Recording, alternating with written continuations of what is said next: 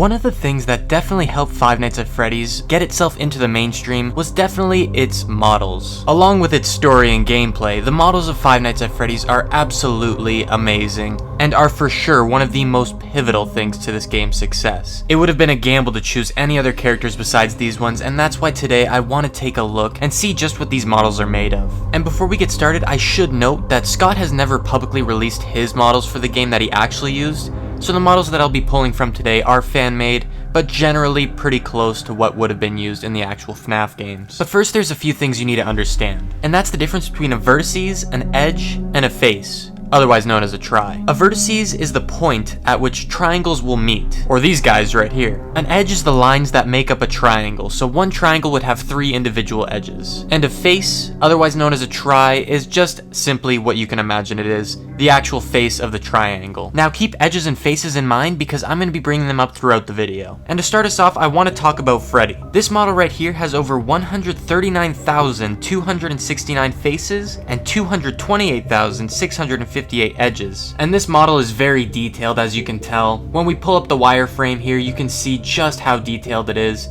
From a far view, it almost looks like his head is completely solid black just from the wireframe alone. And upon closer inspection, you can just see how much detail there really is. Specifically around the shoulder blades, I think it might be a little bit of a waste of polys here, if I'm being honest. Just look at how fine it gets towards the edges. But realistically in the game, this would not matter because the way Five Nights at Freddy's was programmed, it didn't rely heavily on model movement, instead relying more on just photos of the actual models taken prior to the game's release. And we take a look at the ears and see that there's even more polys, just giving that extra definition and roundness around the actual circumference of the ear. The same with the kneecaps as well, a little bit too many polys as we can see. And if you zoom in, you can really see how many polys they used on this. The feet, the arms, the legs, those are all classic, and this model just comes together perfectly in my opinion. Up next, we're gonna move on to Bonnie, whose model also includes the guitar, and this model has a total of 193,396 faces, or tries, and 314,746 edges. This model does borrow quite a little bit from Freddy's model, and will also be repeated on Chica's model as well, i.e. the arms, the hands, the legs to a certain extent, and perhaps it even draws inspiration from Freddy's head to help make Bonnie's. As you can see, this model is way more complex, way more polys being used, and you can tell just in the bow alone that there is so much detail going on here just to make sure that all the rounded edges look completely round. As we look at the eyes as well, it looks like a fractal. As you keep zooming in, more and more polys show up. This is almost way too many polys and a little overkill in my opinion, but we make up for it with the shoulder, a much more reserved, low poly count shoulder. However, the arm right next to it uses quite a lot more polys than the Freddy model used. And now if we take a look at the guitar, we can see that the guitar actually really doesn't use too many polys. I'd assume that this is around a 300 to 400 poly model right here, which is very little considering it's standing next to a 100,000 try model. But overall, this is also a well-made model.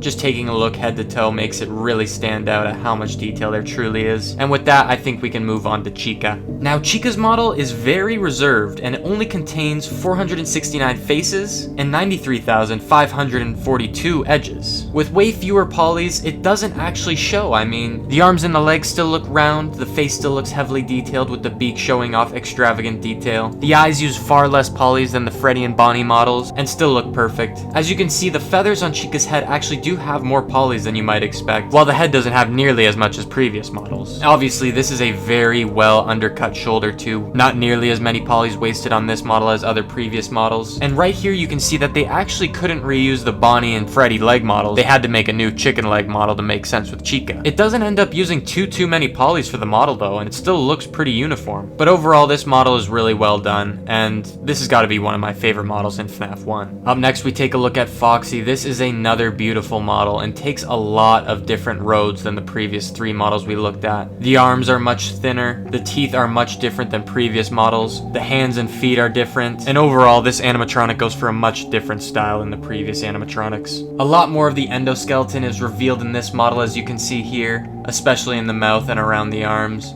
And if we zoom up close, we can actually see that there isn't too many polys used on the endoskeleton's mouth. I almost feel like there's more polys on these 3 strands of hair than in the whole endoskeleton's skull. As you can see too, this hook contains so many polys. In fact, I wouldn't be surprised if 10% of the polys used in this model are simply from the hook alone. As you zoom in, it uncovers more and more hidden polys within it, and honestly seems to just keep going forever. As we can see, there's a lot of exposed endoskeleton because of how Foxy was made. Scott intentionally put rips in the side of Foxy to make him look more decayed, and I think it really just adds to the scary animatronic vibe. The hands are very shovel-like and don't have too much detail as well as we look closer to these guys, but it does leave for a pretty cool robotic looking animatronic model. And finally, we have Golden Freddy, basically a copy of Freddy's model, but retextured and reskinned, and with removed eyes. And this model right here uses the least faces and edges of any model showcased today. This one sits at 46,240 faces, 83,754 edges. And this one's pretty similar to the Freddy model, even though these were probably made by two different people. I'm sure if we got the Scott Cawthon models of both of these animatronics, they would be relatively, if not the exact same poly count. This one goes way more conservative and does not need nearly as many polys to create the curves it needs. As you can see, the eyes are removed from this Freddy model, so that definitely would get rid of some polys for sure. The bow tie also is very sparing on the polys. It maybe could even use a little bit more in this case, as it does look a little ragged and sharp. But other than that, the shoulders, the arms, the chest, the hands, they all look good. Nothing to complain about. The endoskeleton looks as it should, and the feet are copies of the previous Freddy models. So other than that, there's not really too much that deviates from this model and the original Freddy model.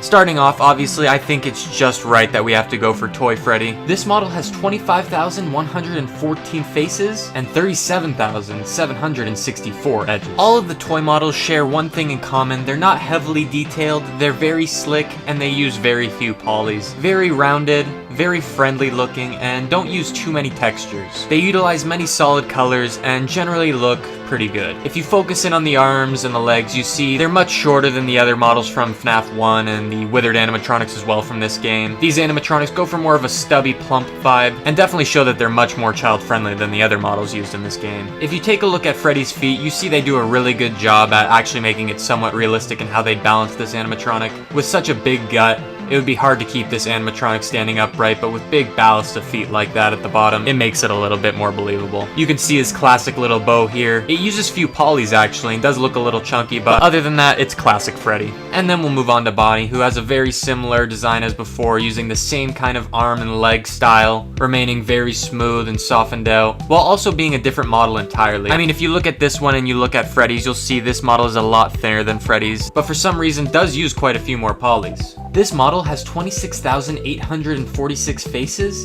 and 40,275 edges. As we see, the model does use polys sparingly but effectively. The only real textures that are being utilized aside from slight deviation grunge textures are the eye textures here. And if we zoom up even closer, you can see the eyelashes are individually modeled with polys. It does have a nice robotic element though, still leaving out little parts of metal showcasing that it is still a animatronic robot. And another surprise feature of this is the eyebrows are actually 3D. They are not just a texture on the model, they do pop out a little bit. However, the texture doesn't fully overlay on the eyebrows, you can see here. The arms and the legs are very similar to Freddy's, perhaps a little bit thinner, as I previously discussed, and the feet are not nearly as chunky as Freddy's as well. This model of Bonnie also does have a tail, which we will not see on any other model today, so take it in while you still can. And next we'll move on to Chica. This model right here contains 27,348 faces and 46,649 edges. This model is definitely the largest of the toy animatronics, and this version of it doesn't even contain the beak. I can maybe assume from inference that the beak might be another added 1,000 to 1,500 extra polys. Not much, but still another substantial amount of polys left out here. This model does utilize a few more textures, as it has the Let's Party bib right across its chest, and as well as incorporating the eye models like the previous toy animatronics do. As you can see in this model, Chica's cheeks are a lot more pronounced than the previous models. It has much more of a visible animatronic endoskeleton in its mouth. Again as well, the eyelashes are modeled just like Bonnie and Freddy's, while the arms and the legs retain pretty much similar qualities as Bonnie's. The feathers on her head also don't use nearly as many polys as previous models. And all around, just like the rest of the toy animatronics, it comes together and makes for a good model. Up next we have Mangle. Now this model is definitely one of the most interesting models we'll look at today aside from the Withered animatronics, because this one simply does not match the format of any other animatronic in this game. This animatronic is a conglomerate of parts and will be an awesome model to look at for sure. This one uses 43,300 faces and 77,610 edges. As you can see on this model right here, both of Mangle's hands are still intact, although not in the right place. There's a ton of detail and try work in his head alone, and everything else is given more of the pass as to be more simplistic. You see he has a secondary head over here that also has a pink eye socket, so maybe that hints at there being a possible other Mangle that was in this location at one point, because no other animatronic has a pink eye socket from my knowledge. When you take a look at the feet, you'll realize that there are 2 feet on his left leg, one going forward and one facing backwards. And Mangle also has an arm that's entirely just a zigzag, with no hand at the end, nothing to do with it. And this model just retains that incredibly creepy and weird vibe, simply because it doesn't match the anatomy of anything that's living at all. But in the games, as you might know, it still charges at you just like it would be if it was living. Moving on to Balloon Boy, who is the bridge between toy animatronic and normal animatronic. This guy right here is made up of 18,258 faces and 27,488 edges. Balloon Boy holds his balloon and his sign that also says balloons. And if you take a look at the sign here, you'll notice there's not too many polys utilized on this, which definitely keeps the poly count down. The edges remain smooth while still not utilizing a ton of tries, but this model still holds a lot of good details. If you look at the propeller on his hat, you'll see there is a little bit of poly work done on these curves, making it a little bit more fine. And we can take a look at his balloon here and see that this as well doesn't use too many polys. An interesting thing about this is the balloon sign that's held in his opposite hand is fully encased by his hand, but the balloon sort of free floats in the middle here. That's just something pretty interesting you wouldn't see normally in the game. This model also utilizes a lot of unique textures too, like the balloon, his shirt, his hat, the sign, and it all comes together really nicely in this model. And another interesting fact is that the buttons on his shirt are also just textures. As you zoom in here, you can see there's absolutely no 3D elements to the buttons whatsoever. He still retains those toy animatronic cheeks, but doesn't quite fit in my opinion. Up next, we're gonna get into the puppet. This model does not contain many tries or edges at all, only sitting at 16,884 faces and 26,361 edges. A very simplistic model, not overcompensating with polys to make rounded edges. A lot of the work is done in the details here, and this model I think is kept pretty simple to keep that eerie aspect within it. There is a lot of rusted texture work here, as well as the buttons being also textures, just like the Balloon Boy model. The cuffs on the wrists are also textures, as well as the mask. There is a decent amount of poly work in here, but a lot of the story in the puppet is told through textures alone. As we can see here, there really is nothing behind the mask at all. If we kind of peek behind the skin here, you really see that it's just the same texture as the rest of his body. This animatronic also doesn't have any feet, just ending in simple tips, as a standard puppet would, right? And its arms only expand into 3 weirdly tipped fingers, just adding more and more elements to the creepiness of this animatronic puppet. But even though this model is very sparing on polys, it's still a very cool model to take a look at. The shoulders do come out a bit weirdly, but I guess you'd never really notice that in-game, especially not as he's jumping towards you at 50 miles per hour. Now we get to get into the really detailed animatronics.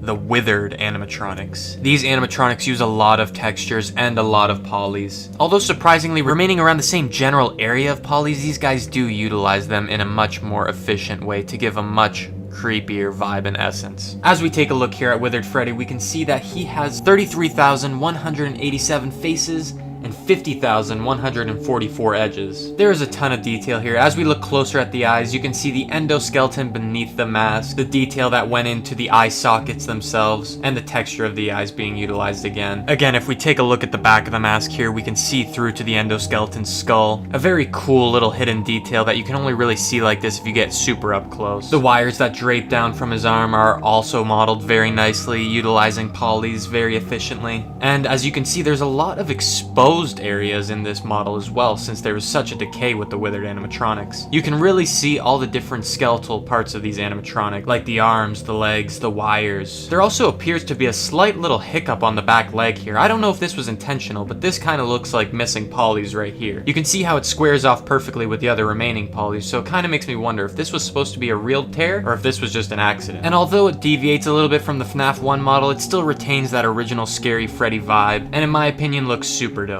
Next, we're going to move on to Withered Bonnie. This model has 35,734 tries and 54,284 edges. This model is different from the rest as it doesn't actually have the ability to fully T-pose since his left arm is totally obliterated. You can see the wires that hang out of it just sort of sitting there, waiting for another arm to be plugged in, but as we know, that day will never come for this animatronic. As well as its face being ripped off for parts, this model is just really lacking in its original features, I guess. But it does make for some incredible detail on the inside of the endo skull. I mean, you can see each of the fibers that used to hold the actual mask together, all the wires that used to be a part of the skull, the bottom jaw that still remains intact, and surprisingly the ears of Bonnie are untouched. Also, there isn't nearly as much wear on the actual skin of the animatronic as Freddy's, aside from the legs, though his hand has been fully degloved, as you can see here with this animatronic shovel-like looking hand. This model is super interesting though because it doesn't look very similar to Freddy's at all. It deviates quite a lot from what that model's body looks like. However, as you can see inside, just like the rest of the Withered animatronics, Bonnie also uses the same exact endoskeleton as Freddy. And you know who else also uses that endoskeleton?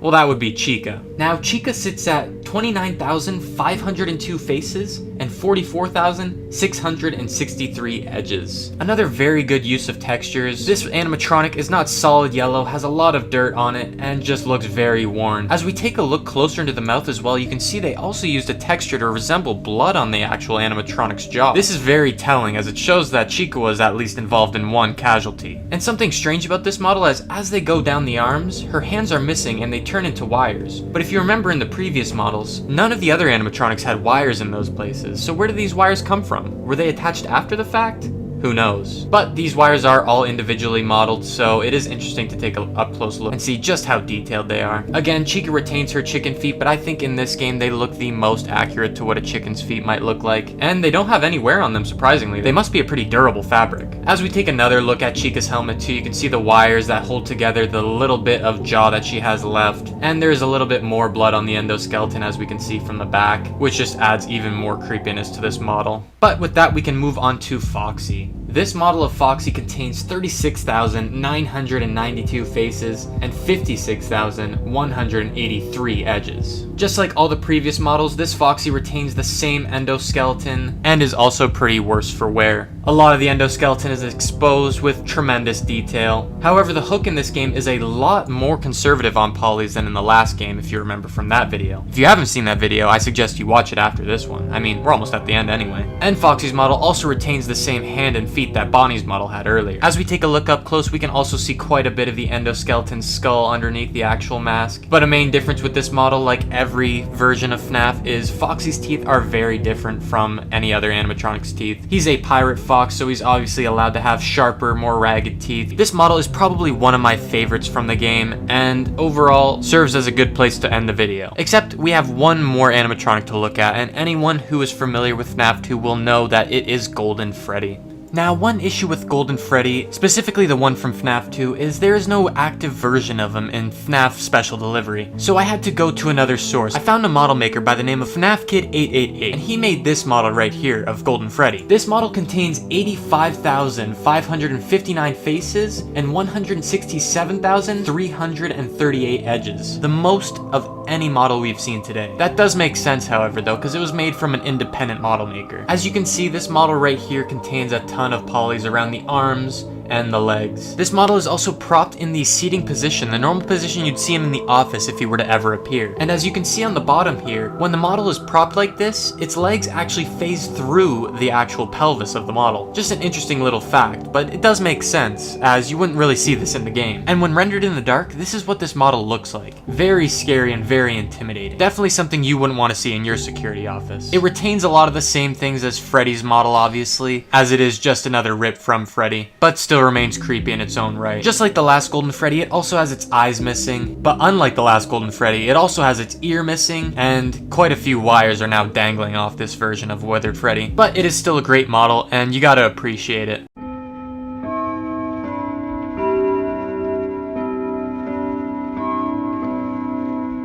Alright, let's get started. So obviously Springtrap is the main animatronic in FNAF 3, and his model is obviously going to be the best, so I think it's best we save the best for last. So let's start out with the Phantom animatronics. Now we have 6 Phantom animatronics to look at, and so to start us off, I think we'll go with Phantom Freddy. Now Phantom Freddy's model contains 177,101 faces and 352,159 edges. As you can see, there's a lot more poly work done on the arms and the legs than anything else. And as you can see here, in his normal FNAF 3 pose, you actually wouldn't normally be able to see this, but his head is detached from his body, just sort of floating all ghost-like. Now, if this was intentional to be sort of a phantom-themed thing, then that's pretty cool. But if this was really just something that Scott knew you'd never see, and was only supposed to be something that would make his life easier, then that's also alright too. This model definitely looks based off of Golden Freddy from FNAF 2 with the wires hanging out, a missing left ear, and very similar tears in its fur. However, unlike Golden Freddy's model, this model actually has eyes. On top of that, it's standing, something you never see Golden Freddy do in the first FNAF games. He also sports the same top hat and carries around the same mic that Golden Freddy had. Up next we have Chica. Now this one looks a lot more burnt than any of the other animatronics, with a lot of her fur being matted charcoal black. It really gives off that burned feeling. This model has 66,850 faces and 134,917 edges. But unlike Freddy, there's not nearly as many polys utilized on her arms. I think this is because there's no tearing on the arms or legs for Chica, so they didn't need to add all these extra models to work with when making those little tears. But then again, I'm not a model artist, so I can't be for sure on that. Now this model obviously comes from FNAF 1, which is kinda strange as it's the only animatronic that actually came from FNAF 1. The rest of the animatronics we're gonna cover today all either came from FNAF 2 or came from FNAF 3, being Springtrap. So it's strange to see her in this game, but maybe it's because canonically, Chica was the first animatronic used to stuff a victim in. So that could definitely explain why this version of Chica would be in this game. You can still see the endoskeleton inside of her if you peek through this little hole in her arm here, and this model also comes with a version of the cupcake that is also very burnt. It doesn't utilize too many polys as you can see here, but it does look like a little cute model. Up next, we have Funtime Foxy. This model has 152,544 faces and 303,684 edges. Now this animatronic model is obviously based off the FNAF 2 Foxy model. It shares a lot of similarities, and the only differences that it has are in the burns of this Foxy's model. Compared to the FNAF 2 model, this model is missing its right arm.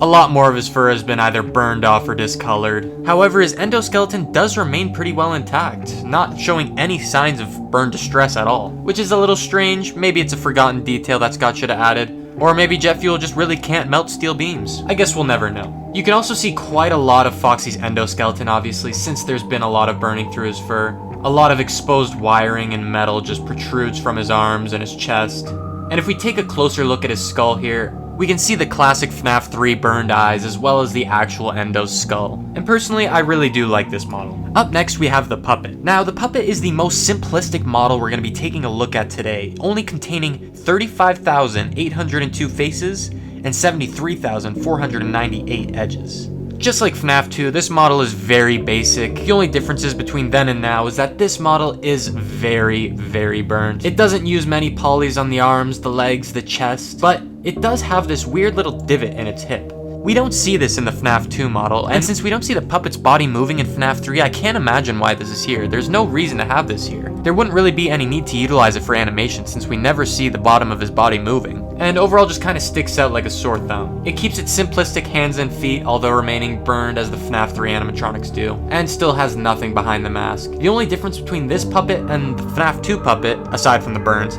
is that this puppet does have eyes, which we don't see in the FNAF 2 puppet. Then again, Golden Freddy does also have eyes in this game, so maybe that's a hint at something that I'm just not getting. But who knows? There is a lot of details in her cheek, trying to make it as round as possible, I guess, which makes sense, but a lot of the work is done in the textures alone, and keeps this model pretty simplistic. Up next, we have Mangle. Now, this version of Mangle and FNAF 2's version of Mangle look almost identical. Since the endoskeletons in this game don't seem to get any burn marks on them, a lot of Mangle's body has been spared aside from her hand, foot, and head. This model contains 174,421 faces and 328,411 edges. This model is highly detailed, and I don't want to stick on it too long because we did cover it in the FNAF 2 video, and since nothing else besides the general texture work has been changed, I think we'll keep this one brief. But as we can see, Mangle does look very worse for wear around the head, and as someone pointed out in my last video, Mangle doesn't actually have a forward and backward facing foot on one leg. It has two different legs that get grouped together when the model is T-posed. So thank you to this comment right here for pointing that out. Another thing that I didn't mention in my last video, but is pretty interesting for this video, is that Foxy has two different kinds of endoskeleton foot models. If we take a look at this exposed foot model here, we can see the middle part of the toe is much thicker on this foot than it is on the other foot.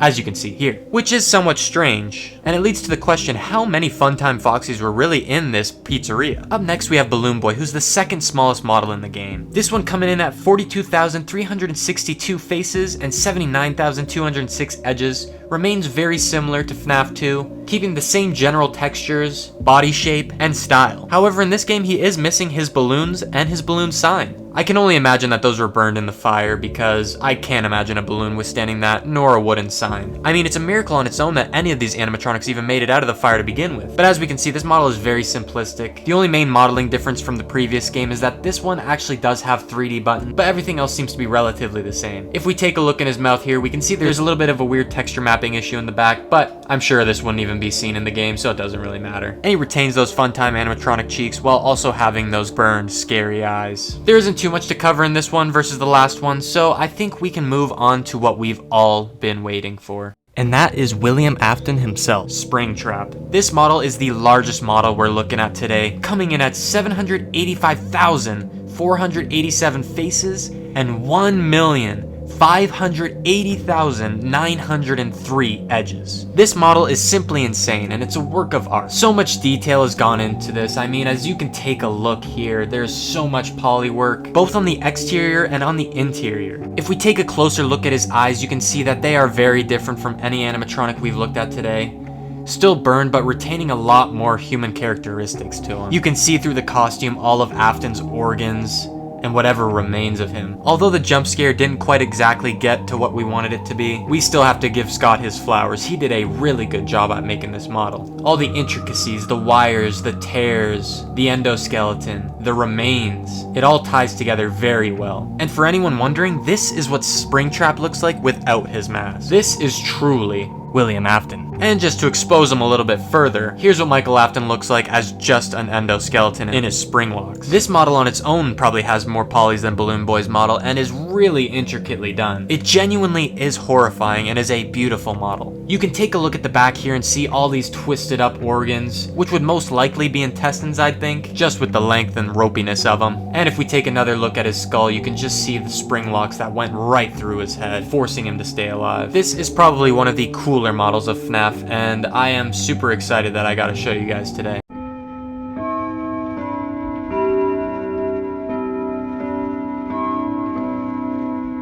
And to start us off, I think we should obviously take a look at Nightmare Freddy. This model contains 41,950 faces and 63,331 edges. As you can see, these models are a lot more detailed than any of the other previous models from the FNAF games. And though the FNAF VR models might be a little bit lower of a poly count than what actually might have been used in the game, we will never be able to truly know because, like I said before, they were never released. As you can see, there's a lot of wear and tear on these Nightmare animatronics, even though they're not even real, because canonically these are all just illusion tech animatronics. You can even see a lot of the Nightmare endo through the actual fur of the animatronic with all the decay. And you can see here that the eyes are very different from any other animatronic, very mechanical and show no signs of life. Usually these guys would have a light in the center, but since these ones are just in the model viewer, they won't have the lights going off right now. Both the endo and Freddy's jaw feature very sharp teeth, which you don't see in any animatronic aside from Foxy and Mangle in the series. Like all the other Nightmare animatronics, these hands are very pointed at the tips, almost needle-like, but there is quite a lot of fur on the animatronic's hand, making it pretty fat. However, the arms and the legs do save on a lot of polys, even with all the detail in the deterioration of the animatronic. And as you can see, Freddy's bow remains perfectly untouched and perfectly kept. Now, the only way you'd get Freddy to jump scare you in this game is to get too many Freddles sitting on the bed. And as we take a look at the Freddles animatronic, it looks very cute actually. Even though it's supposed to be terrifying, just taking a look at this bad boy shows how adorable it is. This model contains 26,216 faces and 39,458 edges. You could take a peek through here and actually see the mini endo that's inside this guy. And what's funny about this endo is it actually does have a hole in the nose as if it was a real breathing human skull. It keeps the same sharp teeth, although a little bit duller than Nightmare Freddy's, and also doesn't have a bottom part to the jaw. It's just always fully exposed there, and you can tell just by looking at it that that's not due to decay. Up next, we're gonna go to Bonnie, who has 40,656 faces and 61,635 edges. This model remains very similar similar to Nightmare Freddy's, keeping those very sharp teeth, retaining the exact same endo frame, and also shows quite a lot of signs of deterioration. If you take a look at the back here, you can also see that the actual spine of this endo phases right through the animatronic's bottom jaw. This is something you definitely never see in the game, but is present in this model. However, you can see quite a lot of the endo torso through his actual chest, due to having a ton of his chest being decayed and missing. And unlike Freddy's hand, he doesn't have nearly as much material on it, showcasing a lot more of the endo fingers, while also retaining those sharp pointed tips. Now, Bonnie also had a separate skin in the game for the Halloween edition, and this model contains 38,186 faces and 57,892 edges, which is just a tad bit less than the previous Nightmare Bonnie. This is mainly due to the missing endo skull in this model and a few extra details missing off the endo. And with its yellow and orange color scheme, it does sort of resemble what Chica's model looks like. Speaking of which, this is Nightmare Chica's model. This model contains 41,072 faces and 62,001 edges. This model is significantly chunkier than the other two, with a much more rotund belly. And the teeth on this animatronic are a little bit more curved inwards than the previous ones. This model also does have two different eye colors, which you won't see in any other animatronic today. One white and one red. Even the feathers on Chica's head have little endo bones, which is kind of funny, as I don't think these feathers would really move on their own ever. But it definitely is an interesting little addition that they added to this animatronic. There is a lot less wear on this animatronic as well if you compare it to Freddy and Bonnie's. A lot more of her fur remains intact, and the only thing that shows a huge sign of decay is her Let's Eat bib. And just like Bonnie, this model also does have a Halloween version, which is missing quite a few components to the original endo that Nightmare Chica did have. This model sits at 38,010 faces and 57,358 edges, which is a few less than the actual Nightmare Chica model. And on top of it, this model retains a very similar color scheme to the actual Nightmare Chica's model. The only difference being in the Nightmare Pumpkin and the actual glow of the animatronic's eyes, which we both don't have access to in this model. But we do have access to the Nightmare Cupcake, which is a nice, cute, simple model while also being extremely creepy. This model only contains 8,566 faces and 25,688 edges.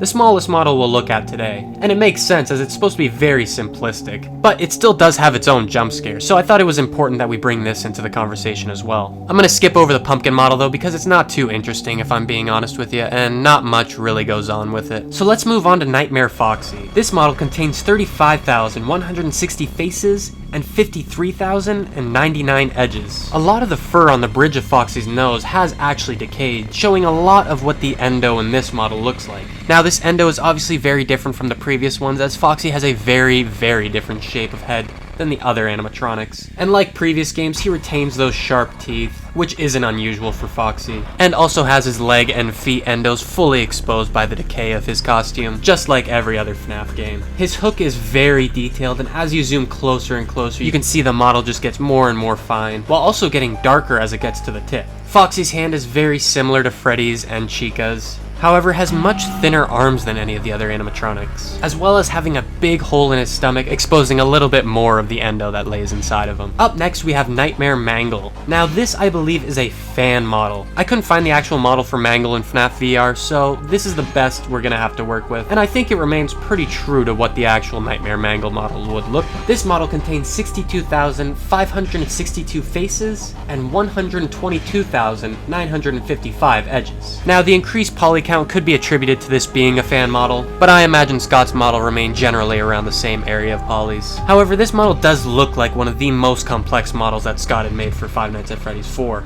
Both of Mangle's heads in this game have received that nightmare effect, gaining those sharp teeth, empty eyes, and overall scary nature to him. Although he does retain his bright rosy red cheeks from FNAF 2, which is very characteristic of Mangle. He also does have this sharp nightmare hand hidden away in his folds, as you can see here, and definitely showcases a ton of the endo. As you can see, there's a ton of detail in the chest, the arms, the legs, all over Mangle's body. There's a ton of poly work done, and a lot of different detail that went into making this model. Now technically Mangle does have two eyes, but they're both on separate heads. As you can see, each head is missing an eye, while the other eye glows bright orange. And when fully T-posed, this Mangle animatronic might just be the tallest model in this game. If we put Fredbear here for scale, you can see just how large this Mangle model is. Up next we have PlushTrap. This model contains 42,238 faces and 63,559 edges. Just like Freddle, this animatronic also remains very cute and very scary at the same time. There is almost no decay on this model, as you can see, and his hands are some of the cleanest in the game, containing no sharp edges at the fingertips and no decay at all on them. His feet are also very similar to the Freddles models, so it might be that these were recycled off the Freddle model, or vice versa. As you can see in here too, the Endo skull looks significantly different from Freddles as well, so we can guess that this Endo skull was fully engineered solely for PlushTrap. And as we spin around the model, you can see here that the only place that the body and the head fully connect is at that Endo skull. This model remains very simplistic, however does use quite a few polys for what it is. Up next we have Nightmare Balloon Boy.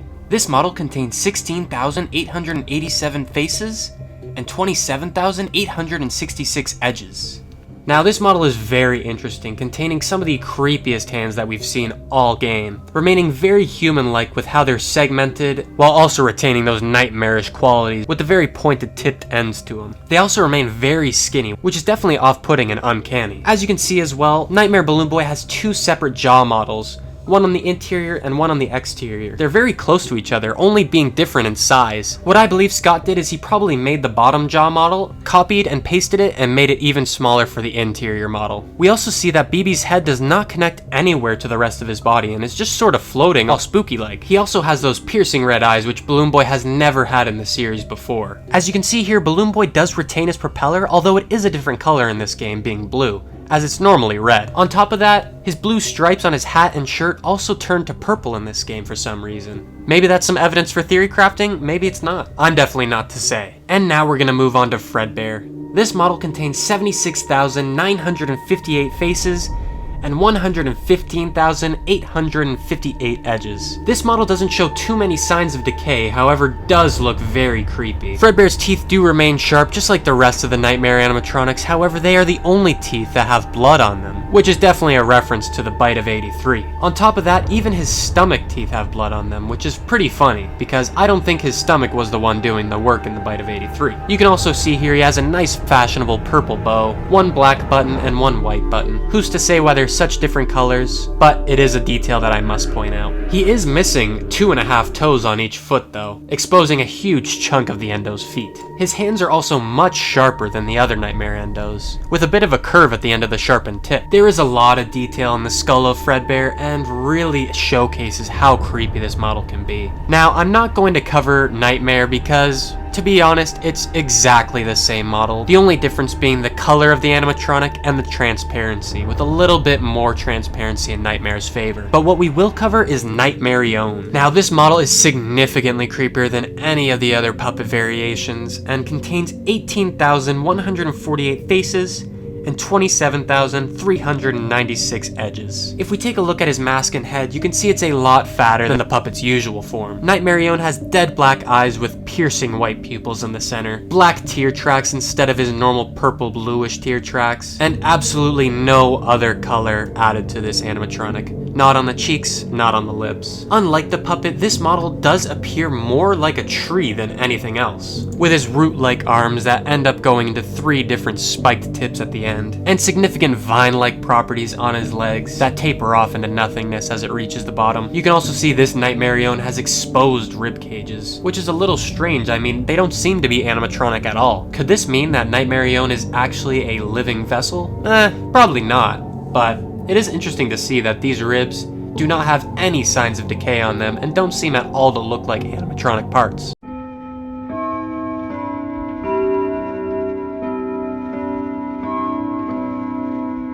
And to start us off, let's go with Baby. This model contains 56,537 faces, 1,124,424 edges. Now this model is very clean and kind of reminds me of the toy animatronics with its nice, clean, shiny finish to it. As we can see here, the fingers and the hands are a lot more sausage-like than any of the previous animatronic models we've taken a look at. And something interesting about this model is the tips of the fingers are very strange. They don't resemble fingernails, and they don't resemble any previous animatronics hands. They kind of just have an opening at the front where you can see more metallic looking parts. It's an interesting design choice, and I don't know how well it would play if this was an actual animatronic, but it is what it is. As you can see, Baby has this little fan on her chest. I don't know if it's for venting or just for vanity, but it is a cool little detail that Scott decided to add. And if we take a look at the skirt here, you can see there's quite a lot of overlap in the model layers. This could be just a fan model thing, but I do see the similarities in Scott's actual model and this model, so I do think Scott would have done a similar kind of technique in overlapping a bunch of different models. And as you can see all over Baby's body, there's these little squared kind of textures. Not exactly square, but giving off a sporadic patterned look. If we take a look at the upskirt here, you can see that there's a lot of endo. You can see through the actual animatronic. And that squarish texture we were talking about earlier is a lot larger than anywhere else on the model. Baby's kneecaps have these little black buttons on them, and this must only be a design feature because I can't see any reason why there would be these little bumpers here. But it does fill that empty space that otherwise would have been there if these weren't in place. Baby has her jester-like shoes, which have the little bell at the tip. I think these are a cute little addition, but don't really make too much sense as Baby's character isn't portrayed as a court jester by any means. And FNAF 5 doesn't take place at a carnival, so it's a little strange to see him. We also get a look at the mic model here, remaining very simplistic, with the most polys being used on the end of the microphone and on the little nubs that surround the head of it. Now, this model also has the ability to remove the skin, so I wanted to take a look at Baby's endoskeleton real quick while we can. As you can see, it's very spiral-like and looks more like a cluster of wires and animatronic parts than anything else. It definitely does not resemble any previous endo we've seen in any of the FNAF games up to this point, but it is definitely very interesting to peel back the Baby and see what lies beneath. And with Baby comes her little Bidybabs, which in my opinion are the actual scariest animatronic in this game. This model has 11,924 faces and 17,976 edges. They use a similar skin color for these Bidybabs instead of an actual white animatronic color, which is very off-putting, especially with the differentiation in the white paneling that this animatronic also has. So not only does it resemble a real-life Baby, but also an animatronic at the same time, giving that uncanny valley vibe to it. His hands and his feet are very chunky and poly-like, and are honestly a little undercut. I do think they could have done a little bit more work on this, but it is what it is. There's a lot of poly work on Bidybab's ears as well, as you can see, and obviously they have to make that so the ear can curve properly. But I mean, if you're gonna put this much detail into the ear, might as well do the same with the hands. But I guess it is what it is. Bidybab has also got this super chunky nose, chunky teeth, and a weirdly separated chin. Unlike the other animatronics in this game, this animatronic's face does not open in 4 different plates, so it's very weird to see that only the chin is separate. Bidybab does have one of the most beautiful eye colors I've ever seen in any FNAF game though.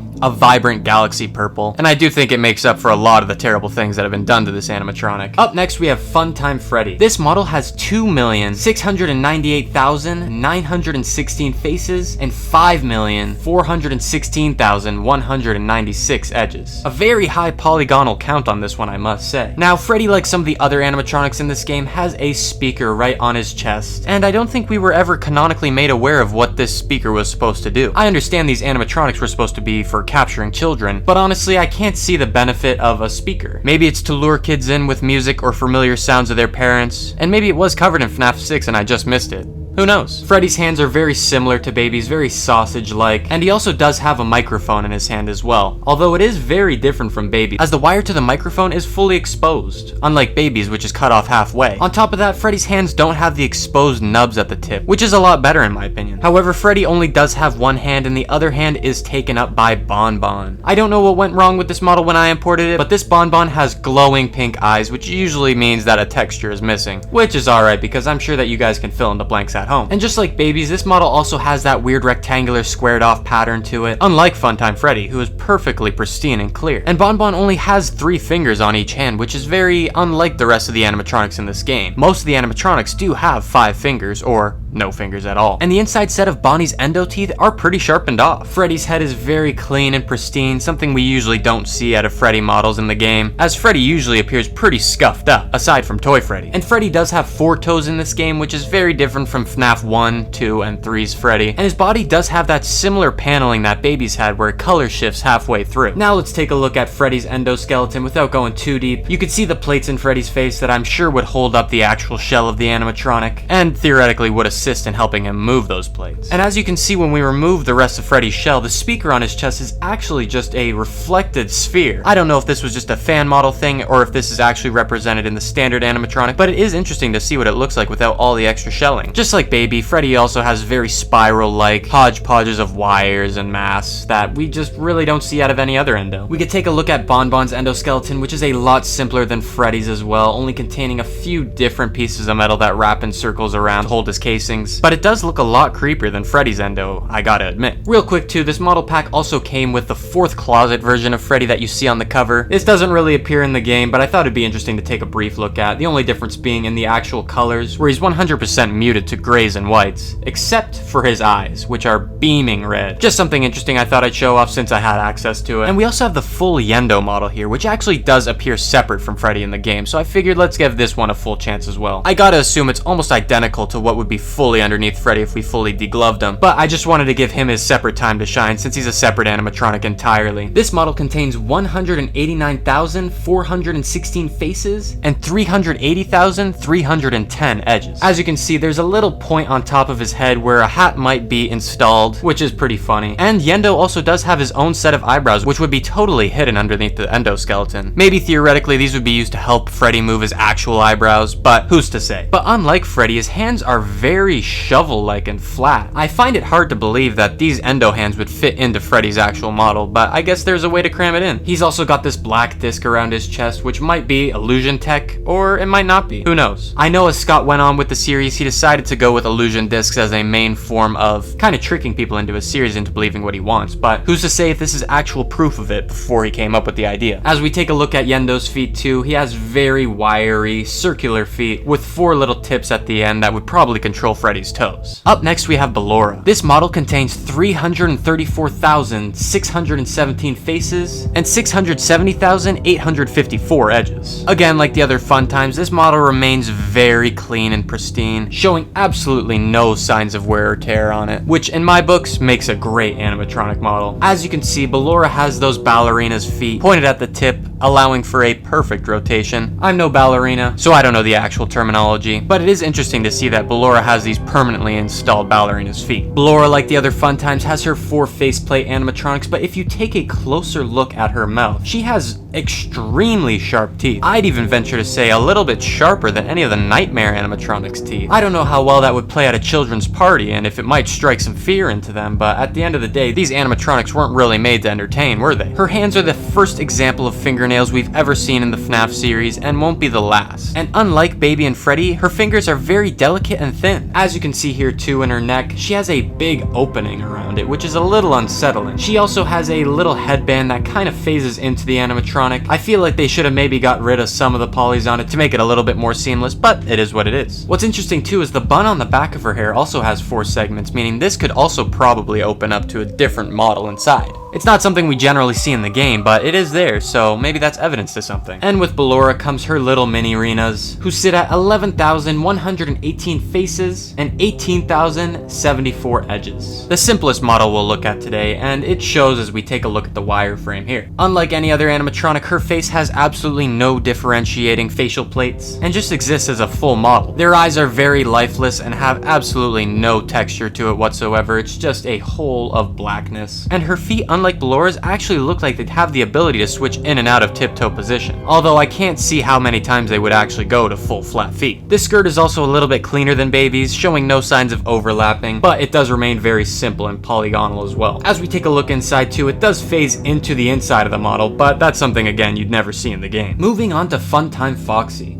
who has 205,283 faces and 408,032 edges. Now this model is very shiny and pristine, and I love it so much. This is probably one of my favorite models, as all Foxy models usually are. And what's interesting about this model is it gave us the first glimpse at what Mangle might have looked like before all the mangling. Funtime Foxy also does have fingernails and very delicate fingers, leading to the possible conclusion that it might be a girl, but I'm not to say, and I'm not going to throw any theories out there. And just like Funtime Freddy, Funtime Foxy also has that same speaker on her chest, probably with the same exact method of making it. His or her legs are also very simplistic, and probably the most simplistic out of any of the models, showing not much deviation in textures or colors on the legs, unlike the others who have very differing colors on their plates. And similarly to Freddy, also contains only 4 toes. But what's interesting about these toes is they're not actually connected to Funtime Foxy, they're just sort of hovering there. As you can see, there's quite a big gap in between, and there's nothing connecting them at all. Very strange. And just like Foxy should, their teeth are very sharp and fox-like. What's cool about this animatronic is there seems to be 8 different plates. 2 on the top of the head, 2 by the cheeks, and then 4 on the snout. As you can see, all the little different breaks in the plating, which is very different from the rest of the animatronics, which usually only have 4 plates. Another interesting fact is this is the only Foxy model up to this point in the game series that doesn't have a hook on Foxy's hand. There's also quite a lot of poly detail on these circular little freckles on her cheeks. Maybe these are whisker spots, maybe these are little freckles. Who's to say what Scott's intentions were? And the tail is very shiny and pointed at the tip with a very beautiful color scheme in my opinion. And if we take a look at Foxy's endo, just like the rest, it's very spiral-like, but has a very different head shape as Foxy would. And this endoskeleton is actually reused one more time, but not in a standalone animatronic model, no, instead in our next model, Lolbit. Now, I said the Foxy model was my favorite, but I gotta redact that. Looking at this bad boy, I now realize what the best model in this game is. The color scheme, the textures, and the overall creepiness in the eyes is really what does it for me. This model contains 166,389 faces and 333,443 edges. Now, avid poly counters might notice there's a little bit of a discrepancy in the poly counts between these models. There's a few less in Lolbits, and why is that? Well, that's because if you can see, there's a little less endo work done in the actual skull of Lolbit. Unlike Foxy's model, this model has fully black eyes with untextured white pupils, which is pretty eerie, I gotta admit. However, the orange, purple, and white color schemes are absolutely perfect. They all complement each other perfectly, and I think it really does a great job. Just like Foxy, Lolbit also has fingernails at her tips painted purple. But unlike Foxy, the tip of her tail is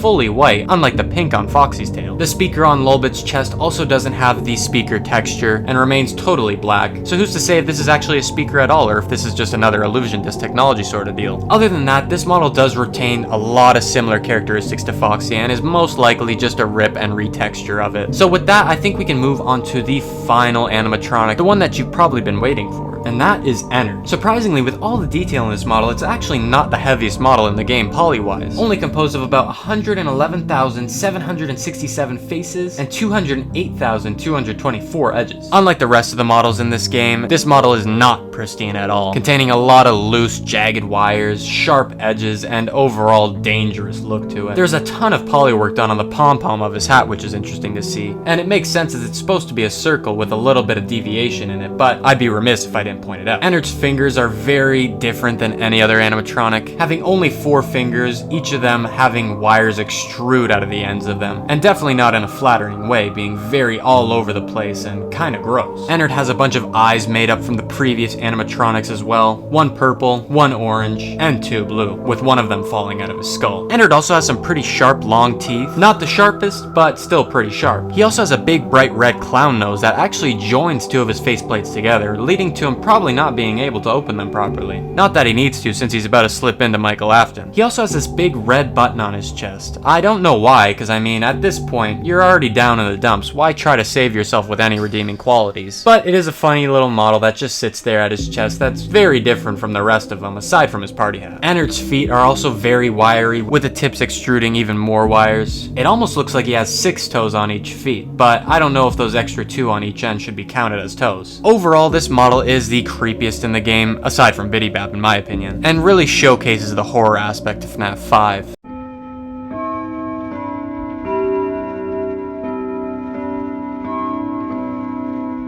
And now that that's out of the way, I want to get into the video. And we're going to start off with Bucket Bob. This model has 14,079 faces and 28,084 edges. The cool thing about Trash and the Gang's models is they use very little polys, as they're very simplistic models. Pretty much made up of, as it says in the name, trash. And first I want to take a look at Bucket Bob's head. Now, this is not like any other animatronic we've seen before. I mean, it doesn't move, and it's very rudimentary. So rudimentary, in fact, that none of his actual facial features are modeled at all. It's just a simple texture that goes right over the bucket. And what's interesting about this model is if you take a close look at the handlebar here, you can also see that the face model goes all the way around the handlebar as well. This is probably something that the creator of this fan model just didn't know how to properly get rid of, which is alright, but I think it's an interesting little touch that you wouldn't normally see on the animatronic. There's also a bunch of torus shapes that are used to represent the rope that ties this animatronic's wood arms and legs together. You can see in the back there's a ton of clipping that goes on that you don't see in the front, and there's also some ropes that just kind of go around his wrists for some reason. They don't necessarily hold the glove on, as you can see there's really no interaction between the two, but it is interesting to see. The glove is also well modeled as well, but if you take a look on the inside you realize that it is very thin and does not actually connect to the wood part of the model. This model's hips are also held together by the same ropes and also by two little nails or screws or bolts, who's to say. And the fact that his arms and legs are just wood sticks makes this model very simple and probably made it pretty easy to model, as it's just a copy and paste of that same exact model.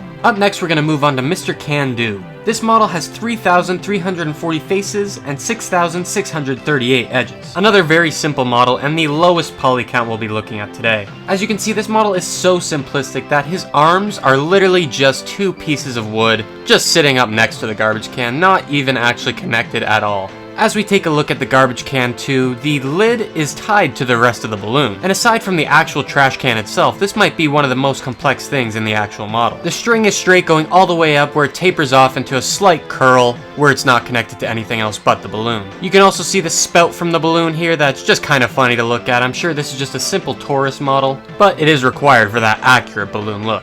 Just like Bucket Bob, Mr. Can-Do's face is also just a drawing, possessing no actual polys to it, and it's just a simple texture smacked onto the balloon. If you take a look at the bottom of the trash can, you can see it actually has a really interesting looking poly shape. A very nice, satisfying pattern that just kind of sits at the bottom. There's no other extra detail here, as this would be placed right on the ground, so there's no reason that Scott would have to put anything else underneath it. Up next we have Mr. Hugs. This model is made of 3,785 faces and 8,543 edges. Another very simple model, but slightly, ever so slightly, more than Mr. Can-Do. Taking a look at the bottom of this model, it's interesting that this model actually does not have anywhere that dirt or any other debris could be sucked up from, which is kind of strange as this is a vacuum and at one point should have been used as such. There's also a little bit of disconnect from the actual vacuum and the vacuum bag, meaning that if this was an operational vacuum, it would be spraying dust everywhere. Mr. Hugs has some of the best looking hands from any of the Trash in the Gang models, no doubt,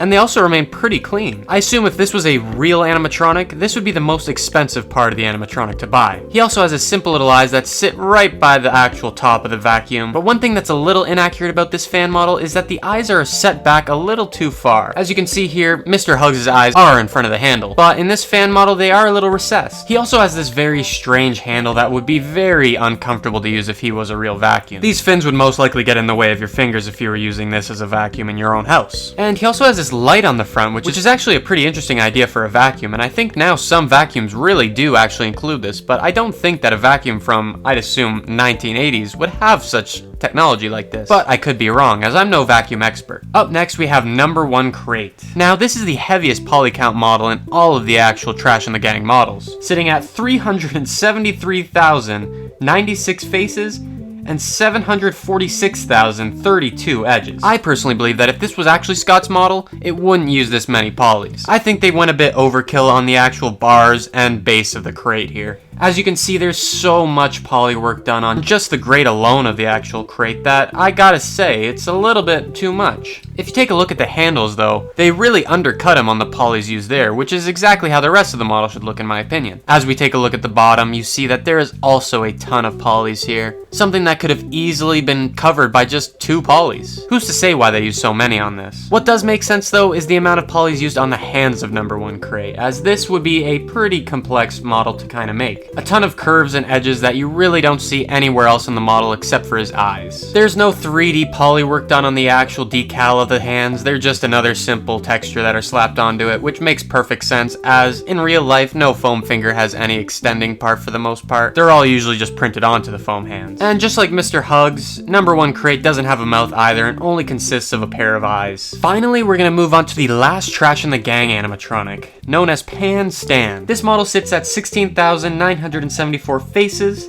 and 33,809 edges. Now, this model has a ton in common with Bucket Bob. If you take a look at the ropes on Pan Stan, you can see they're almost exactly in the same places as Bucket Bob's. Around the wrists, around the hips, and around the shoulders as well. Although the wrist knots are a little bit differently skewed, and there's also a little bit extra rope holding Pan Stan's head right on. And just like Bucket Bob and Mr. Can-Do, they also utilize just a texture for the face of this guy as well, as it's supposed to only be just another drawn-on face. They were very conservative with the amount of polys used on the head, which honestly still looks really well done. This is the case for both the front and the back of Pan Stan's head. Another difference is in the hands. Pan Stan does not have nice hands by any means. It seems like they ran out of mittens when they made him because he only has 2 little nubs to represent his thumbs. I mean, at least they gave him that much, but still, they definitely started running out of stuff to use when they were making Pan Stan. However, to kind of give him a little bit more of a presentable look, they did add 2 little buttons on his chest, which are most likely made up of carriage bolts. Now we can get to some real animatronics, something that's not out of Dumpster Diver Weekly. And to start us off, let's take a look at Happy Frog. This model contains 30,184 faces and 53,690 edges. As we take a look at his chest, you could see there's a little bit of a rippled kind of plate that sits on top of it. I don't know how many frogs have this in real life, but it does add a nice little detail to this animatronic and gives it that amphibious look. Happy Frog's head is a lot fatter than any of the other previous animatronics we've ever seen in this game and has a very beautiful pink eye color. She also has giant flared nostrils that utilize a lot of polys to make it look as round and as well as possible. As you can see here, her eyelashes kind of disappear underneath her eyelids, which is definitely a little disturbing to take a look at up close, but it is something we have to look at. Happy Frog also does have this antenna at the top of her head with a big bright yellow circle on it at the tip.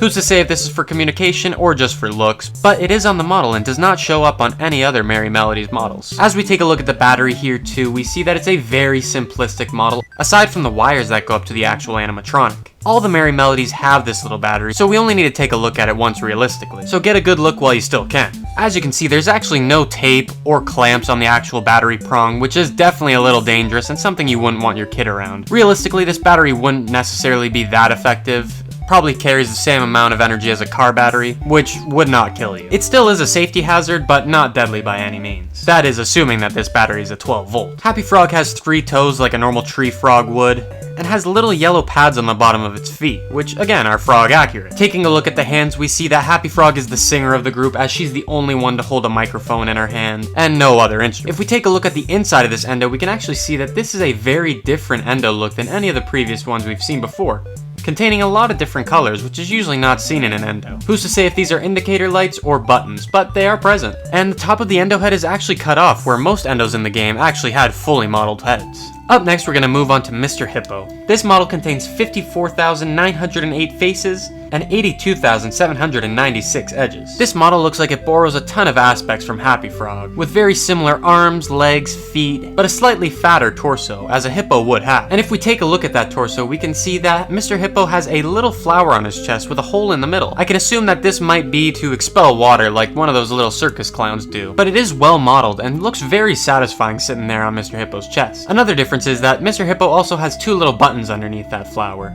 which Happy Frog didn't have. However, like Happy Frog, Mr. Hippo also has pretty heavily detailed nostrils. And as we take a look at his ears, there's actually a hole in the middle of them, something that obviously no hippo really has in real life, but is a cute little design choice. He also has a hat very similar to Freddy Fazbear's hat, although it does appear a bit smaller on his head. However, Mr. Hippo's endo is significantly different from Happy Frog's, as it does have a fully modeled head, and no extras on the actual torso section. No green, blue, or red differentiating buttons on his chest. Up next, we're going to move on to Nedbear, who has 58,852 faces and 115,196 edges. Now, obviously, this animatronic was supposed to be a ripoff of Freddy Fazbear in the canonical sense, and looks very similar, as you can tell. However, unlike Freddy Fazbear, who has a bow, Nedbear has an actual tie, which might point out that Nedbear might actually be a little bit better dressed to go hit a steakhouse. However, like Freddy Fazbear, his hat matches his tie. Just another little kick in the face to William Afton. However, unlike Freddy's hat, Nedbear's hat does kind of spring off of his head, which is an interesting little detail, and something we've also never seen in Five Nights at Freddy's before. It does experience a little clipping through the hole in his head, but I mean, that is what it is. It might simply be because of the way I T-pose this animatronic, but it is something to point out. Also, somewhere during T-posing, I think I lost Freddy's right ear connection, which is kind of funny, but not something you actually see in the real model. You can also see here that one of Nedbear's eyebrows is slightly raised. Nedbear, like Fredbear, also only has 8 teeth, and they're much more rounded than the previous animatronic models we've looked at. His arms and legs look very similar to the rest of the animatronics, however his toes do look a little bit more rounded off. And like Happy Frog, he shares those same differentiating buttons on his chest. However, his endo skull is a little bit thinner than the rest, and also has a full forehead. Up next we have Pig Patch. This model contains 52,538 faces and 96,324 edges. Pig Patch has a giant pig snout, as he should, which is beautifully modeled, and uses a pretty good amount of polys on the actual nose, not that you can see it in this square wireframe here, and also has bright red rosy cheeks, just like the toy animatronics from FNAF 2, which we don't see on any of the other Merry Melodies. He also has very different teeth from any of the other Merry Melodies, as he only has 2 cylindrical teeth. This makes sense as it's what a hog or a pig would have, but is an interesting detail to point out again. He also does have 2 different eye colors, which is very different from the rest of the animatronics, being green and blue. I do like that addition though, as it adds a little bit more uncoordination to what a Pig Patch would be. And like a farm animal would, he plays the banjo, which is actually pretty well modeled. As we take a look here, there's a ton of poly work done on the strings, the bridges, and the overall actual drum of the banjo. As we climb our way up the neck of the banjo, we can see that, come the end, there is no tuning sticks to this banjo, which is not unlike a banjo, as some banjos back in the day really did not have any way to tune them, and were stuck in the key they were made in. Pig Patch also has a very thick belly, just like Mr. Hippo, but if I were to guess, I'd say even a bit bigger than Mr. Hippo,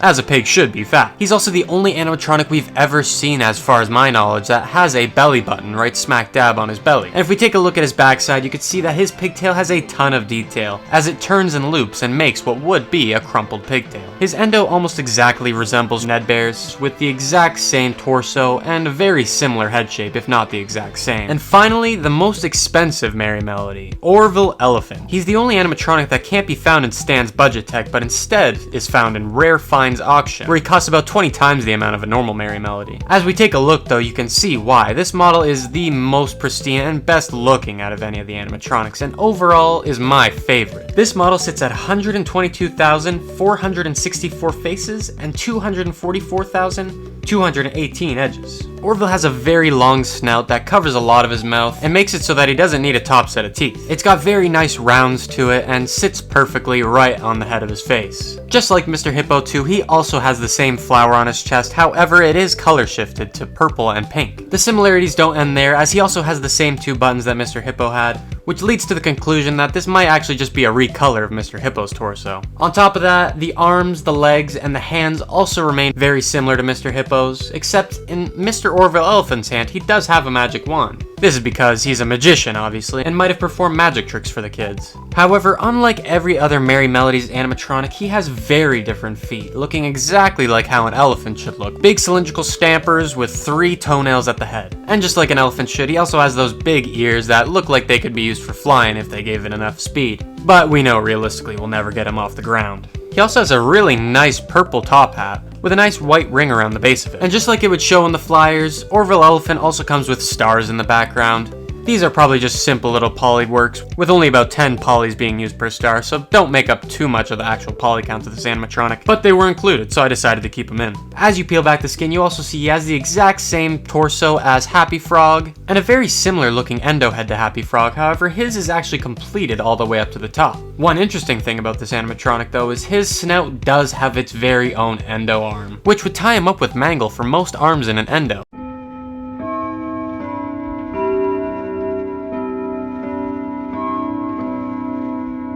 we're gonna start with Rockstar Freddy. This model sits at 152,120 faces and 300,332 edges. One of the main differences I want to look at right away that no other Freddy model has had before is a pink top hat. A very interesting choice for Rockstar Freddy, but I do think that it sits nicely on top of his head there. His ears are almost exactly the same as Ned Bear's if you remember from the previous episode we did, and almost kind of hints at them being made by the same manufacturer, but it's probably just Scott reusing assets. You'll notice that this version of Freddy looks way more happy than any version of Freddy we've ever seen previously, with a nice big smile on his face, rounded off brick-like teeth, and those glowing cheeks that we remember seeing from the toy animatronics. You can see here that he's also posing his ultimate custom night pose, which he uses after you beat one of the knights. Rockstar Freddy and all the other Rockstars have these nice hand models with little ball joints on each little segment of each finger, and you'll also notice that this Rockstar Freddy has one of the nicest mic models we've ever seen an animatronic hold. A nice purple handle with a fully blacked out microphone, and what seems to be a Bluetooth adapter at the end of it. But who knows, maybe it's not. And just like the rest of the Rockstar animatronics, Rockstar Freddy has a big star on his chest, although it does look a little tattered with a little bit of dust and debris. Maybe it's time to give Freddy an old wash down, but who knows. You can see his feet are actually a little bit different than the first ever Freddy model, having 4 toes and looking a lot better than the actual first Freddy's feet, with individual toe segments and all. Rockstar Freddy's knees also actually match the cheek color and the eyelid color as well, as is the case with the rest of the Rockstar animatronics. Other than that, this model is pretty simple, with not too much different from the rest of the Freddys, so let's move on to Bonnie. This model contains 141,869 faces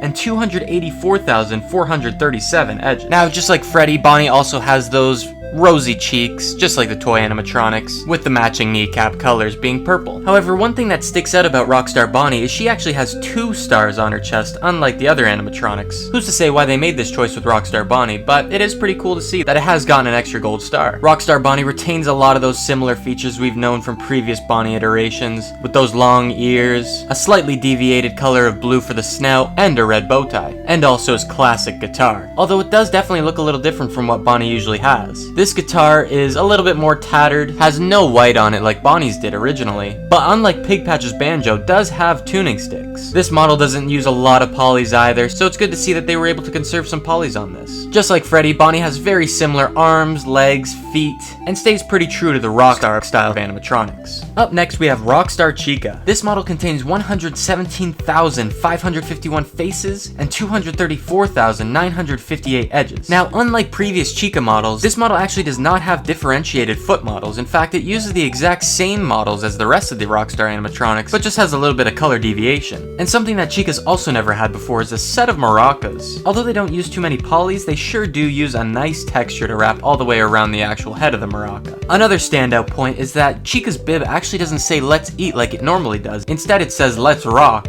to kind of fit with the theme of the Rockstar animatronics. Something else that's interesting about this model is it doesn't come with the cupcake, and I can't even begin to theorize why this model doesn't come with the cupcake, and maybe it doesn't matter at all, but it is something to point out. Just like the other ones we've covered, it also has those blue toy cheeks with matching blue kneecaps, but unlike the rest of the Rockstar animatronics, does not have a star on its chest, as it would be covered up by that "let's rock" bib. But I guess who's to say if it does actually have a star underneath it, because we can't really see. She does still have the 3 feathers on top of her head, and also the orange legs that go all the way up to the kneecaps, but she does have a pair of red lips right at the end of her beak, which is something we haven't seen before, and something that definitely is pretty interesting. And finally, for the Rockstars, we have Rockstar Foxy. This model contains 167,676 faces and 337,535 edges. This Rockstar seems to have the thinnest arms, legs, and torso of any of the actual Rockstar animatronics. And when we go into edit mode to see the polys, the actual accordion does get a little skewed off, so you'll just have to use your imagination here. Unlike the rest of the Rockstar animatronics, this animatronic actually does not have any rosy red cheeks, but still has those rosy red kneecaps. And just like Foxy always does, he has the hook on his right hand and an eye patch slung over his right eye. Something that's different about this Foxy though is he is actually fully intact,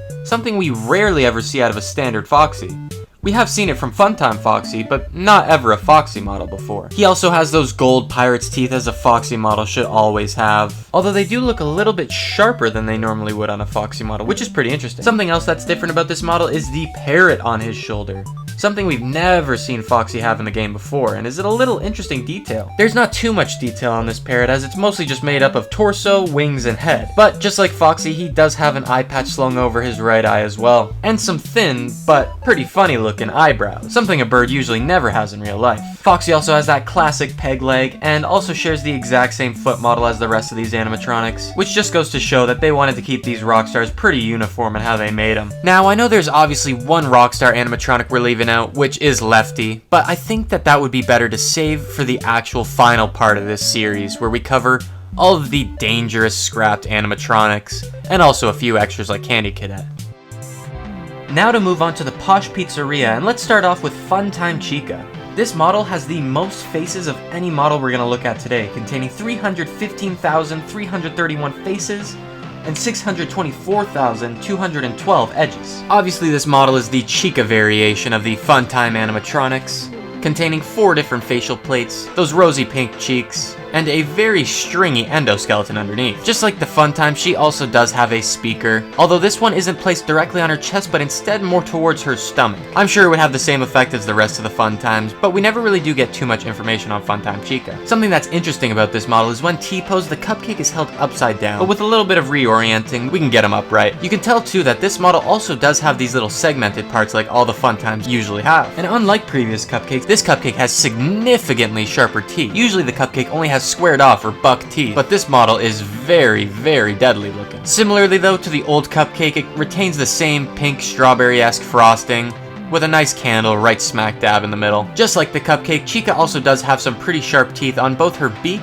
and her endo, which isn't unusual as we've seen her with a little bit sharper teeth in her toy animatronic era, specifically when she takes her beak off, although they aren't nearly as sharp as the ones we see here with Funtime Chicas. This version of Chica has bright pink eyebrows as well, which is pretty interesting to see, and also has very long eyelashes. Unlike most of the Funtimes, Chica only has 3 toes, but they do retain similar aspects to what a Funtime animatronic's feet would look like. She also still retains the orange all the way up to the kneecaps that a Chica usually does. Up next we have Music Man, who sits at 165,946 faces and 333,640 edges. Now this model is unlike most models we've ever seen in this game and holds the record for the most legs given to an animatronic. A significant portion of polys are definitely used on each leg, which probably drives up the poly count significantly. If we look at the bottom, they're more of a suction cup than an actual base for a foot, with sort of a hollowed out concave bottom to him. Music Man really does resemble a spider in both the legs and also the eyes, as they're completely blacked out with no differentiation in eye color, cornea, or whites of the eyes at all even. This model looks heavily based on the Funtime animatronic models as well, having a speaker in the middle, very similar white, pink, and purple color schemes,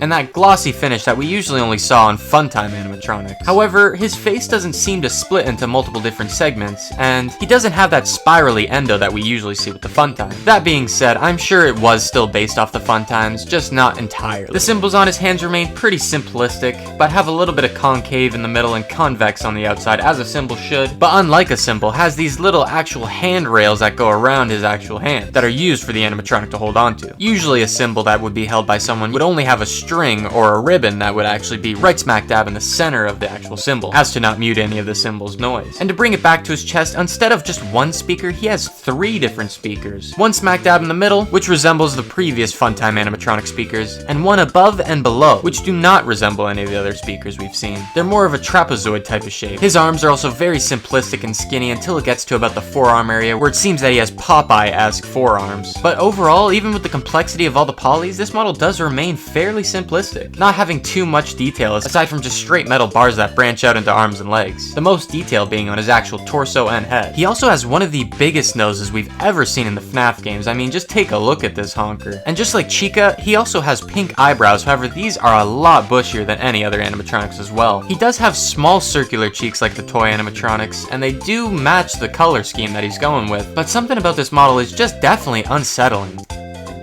And finally, we have El Chip. This model has 256,205 faces and 502,670 edges. This is one of my favorite models of the video, and it's no question as to why. This model is actually based off of Chipper & Sons Lumber Co., one of the last games Scott ever made before getting into his FNAF era. And honestly, this animatronic resembles the Rockstar animatronics more than the actual Posh Pizzeria gang. The only thing he's missing is a star along his chest, and if that was included, I'm sure he'd fit right in. He has a very similar head shape to Rockstar Freddy, with those bright red rosy cheeks, a little bit bigger of a nose to kind of resemble what a beaver's might look like, and a similar red eyelid as well. His ears, arms, legs, feet, and hands all are very, very similar to Rockstar Freddy. There does seem to be a little bit of differentiation in the hands. Maybe they're a bit thicker, or maybe I'm just seeing things, but they do generally resemble the Rockstar animatronics hands. And his feet also do have those segmented toes with a big ballast at the bottom of them. My guess is that Scott really wanted to include this in the Rockstar animatronics, but just could not get himself to do it, but still couldn't leave this model out of the game. One thing that's very interesting about Chipper is the absolute size of his tail. This thing is a tarp. I'd assume it accounts for at least 1/5 to 1/6 of the actual polys used on this animatronic, as it is a monster of a tail and the biggest tail we've ever seen an animatronic have. L-Chip also holds what I believe to be a ukulele, although I'm no guitar expert, which just like previous guitar models that we've seen in FNAF 6 is modeled really well. The bridges, the drum, and the neck of the guitar is all there, although this one does use quite a few more polys than any of the other guitars we've taken a look at. This ukulele, just like Pig Patch's banjo, doesn't have any tuning sticks, and I'm not too sure how accurate that is, as I think usually ukuleles do have tuning sticks. But then again, like I just said, I'm no guitar expert. And to top it all off,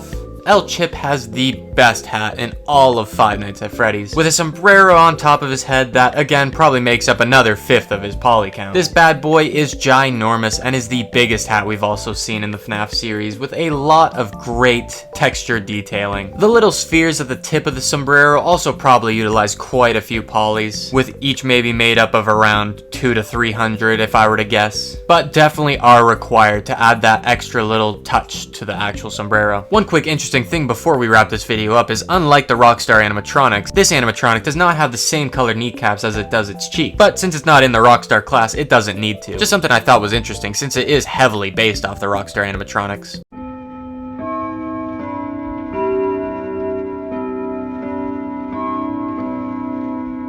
Let's start with the miscellaneous animatronics, and to start us off, let's go with Candy Cadet. This model sits at 164,633 faces and 332,672 edges. Now, this animatronic is more of a robot than anything else and does not really resemble any other previous animatronics we've ever seen in the series. It doesn't have any eyes really, aside from these little color palettes on the front of its face, but those color palettes do also wrap around its torso and appear on the bottom where the wheels are. Speaking of which, it doesn't have any legs, it only has these wheels, and appears more like a gumball machine than anything else, as it has these little 25-cent coin slots. As we take a look at the wheels though, they look more like gears than actual wheels, with the little teeth coming out of them. Maybe this is for better traction over dusty terrain, but since this is an animatronic in a pizza place, I'm not sure why they'd have these little teeth on the wheels. As we take a look at his arms too, you can see they kind of resemble what a claw machine's arm might look like, with huge rib sections going all the way up the arm. It deviates from the standard of the animatronics for sure. On the top of his head he has two little antennas, one with a red ball and one with an orange ball at the tip, and also has a green saucer on the top of his head. I don't know if this is supposed to be a button, a sensor, or whatever, but it is pretty interesting to see. This model remains pretty simplistic though, and honestly there's not too much to look at, so we're gonna move on to another simple one, which is the security puppet. This model is the simplest model we're gonna take a look at today, sitting at only 36,568 faces and 73,356 edges. The box that he pops out of is very simplistic, barely using any polys whatsoever, as you can see. And if we take a look inside the box, you can see that the rest of his body just kind of disappears into it.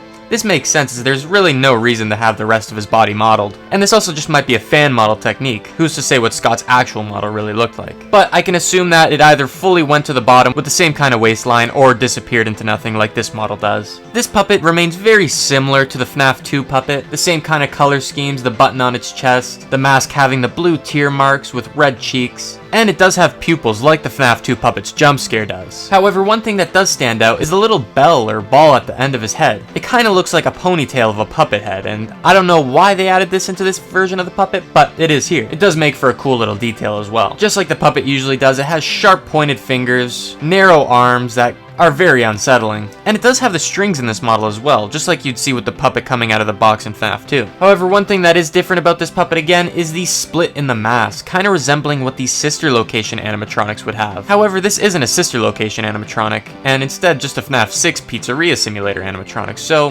who's to say why it has the split down the mask? Maybe this points at it being an Afton security puppet, but who knows? And I mean, stylistically, the split down the mask is something that Afton is known for, so maybe it points at it being an Afton animatronic. Up next we have Helpy. This animatronic sits at 60,284 faces and 117,512 edges. This model is very, very similar in design to the actual Funtime Freddy animatronic from Sister Location. However, it doesn't have any splits down the actual head of him. He's a very rotund, plump, short animatronic, and is only really seen when he's giving you advice in the actual menu and sitting on top of the desk when you're actually doing your night guard duties. He's very shiny and pristine and honestly looks a lot better without the splits in his mask. Just like Funtime Freddy, he shares the same exact color scheme, the purple, the white, and the black bow tie, hat, and nose. He also carries over those rosy cheeks, but his hands are very, very sausage-like, almost looking like mini sausages coming out of a singular ball. They're very simplistic and honestly don't have much detail in them at all, but they are just a little helpy hand model that you barely even pay attention to in the game. He has a big smile across his face, which is something you're not usually gonna see from a Freddy, but is a nice little touch. He has the bright blue eyes, the black top hat, black bow and buttons, and remains pretty uniform to the Freddys that we know. He also has these very stumpy-like feet that kind of remind me of Orville Elephant's feet more than anything else. They don't have any toes and contain just a flat bottom to them. Other than that, there's not much to say about this animatronic, so let's move on to these scrapped animatronics. And we're gonna start off with Lefty. This model sits at 152,304 faces and 300,700 edges. There is a lot in common with this animatronic and Rockstar Freddy's animatronic. In fact, I'd venture to guess that they're just pretty much the same animatronic with a few subtle detail differences and definitely a color swap. If you missed the episode where we talked about Rockstar Freddy, you should definitely check that out after you finish watching this video. But just like Rockstar Freddy, he has those bright red rosy cheeks with the kneecaps to match the same exact color. However, his hat is actually the same color as well, being that same red. Both the Rockstars had the star on its chest. Lefty is missing an eye, unlike Rockstar Freddy, and has a very similar mic to Rockstar Freddy as well. The only difference being in the actual handle being gold. The feet and the hands remain the same as the actual Rockstar Freddy's as well, with the different segmented toes in the feet and the ball joints to help move each little segment of his fingers. If we take a look at his endo, you could see that it's not actually what you'd expect. Canonically, Rockstar Freddy was supposed to have a puppet inside of him, but this model does not contain a puppet inside of him. So maybe this is predating the actual time where he catches the puppet. But this endo is a lot more rounded than any of the other previous endos we've seen in FNAF games, and is also a lot darker as well. Maybe it's really made out of a darker metal like titanium, or maybe it's just gone through a bunch of wear and tear, leaving it sort of blackened. Who knows? Up next we have Baby. This model sits at 871,551 faces and 1,727,269 edges. There's a ton of detail in this Baby model, as you can see. All the way around her body is made up of different parts of scrap metal and is very different from the Baby we're used to. Each panel of her face is a different color, showing a bunch of different wear and tear from what I assume to be different portions of animatronics. Taking a look at her chest, she seems to have two speakers from the Funtime animatronics. Who's to say which animatronics she stole this from, but there is two speakers. You can also take a look and see all the poly work that went into her actual chest as well, with a lot of detail being put into it. There's also a lot of endo you can see through the actual cracks of the chest, showcasing that though this is a scrap Baby, it retains a similar kind of engineering style to the original Baby's endo. At the end of her right arm, she has a ginormous, scary looking claw, something that could easily cut anyone's head off, no doubt. With its sharp razor-like teeth that kind of remind me of a great white shark, it looks super dangerous, and with a bunch of wires that just extrude off the sides and top of it, it gives that kind of scrap look to it. I assume this is probably the arm that would sit inside of Baby's chest in the original model, and now has been actually fastened to her arm. At the end of her left arm is just a standard hand. Although being made of scraps, it does have very sharp points to it. It does utilize ball joints as well to move the fingers, which is interesting, and in the palm of her hand actually has sort of a red circular object. Who's to say what this is for, but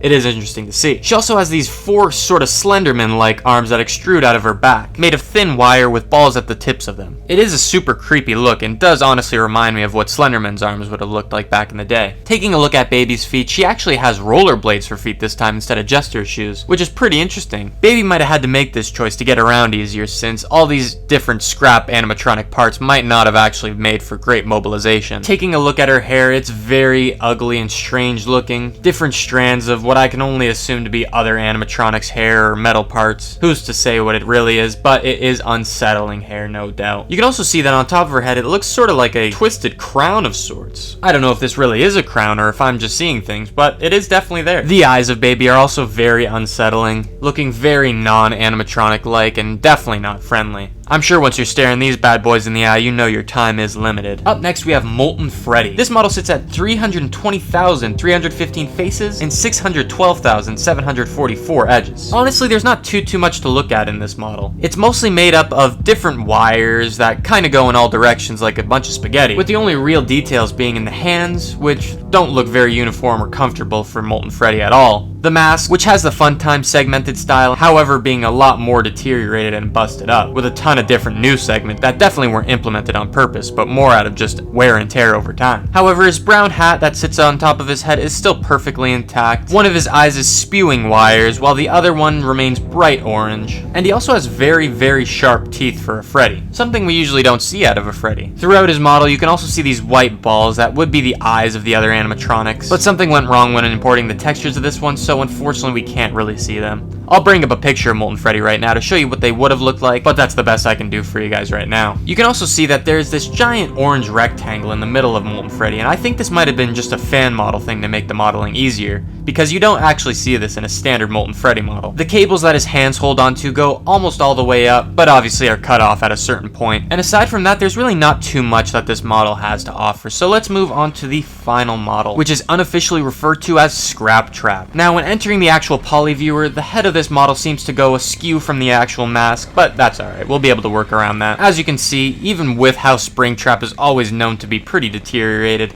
this model just goes even further, showcasing a lot more of Afton in the actual suit, containing a lot more bones and actual flesh that in the previous model were already deteriorated. So I'm not too sure how Afton managed to retain more of his actual body after the fact. As we take a look through his chest and arms, though, you can see the organs, the bones, and the leftovers of Afton just sitting inside the suit, looking real disgusting. He is missing his left arm, but if you take a look at his right arm, right at the end where the hand is, you can actually see his bony fingers, looking very decayed and withered. Taking a look inside his leg too, we can also see what seems to be his femur, along with other organs and such. But what's interesting is this color of bone is actually different from the color of bone we see on his fingers. So maybe these aren't the actual bones of his fingers, but instead still have some flesh intact on the hand. Along with the interior organs and such, there's also a few wires that still dangle down. However, we don't really get to see any of the actual spring locks that have kind of trapped Afton inside the suit, which is a strange detail that's been left out, but it is what it is. I guess we got our fill from the FNAF 3 version of Springtrap. As we get close to the feet, we realize that this foot model is very different from the original Springtrap model,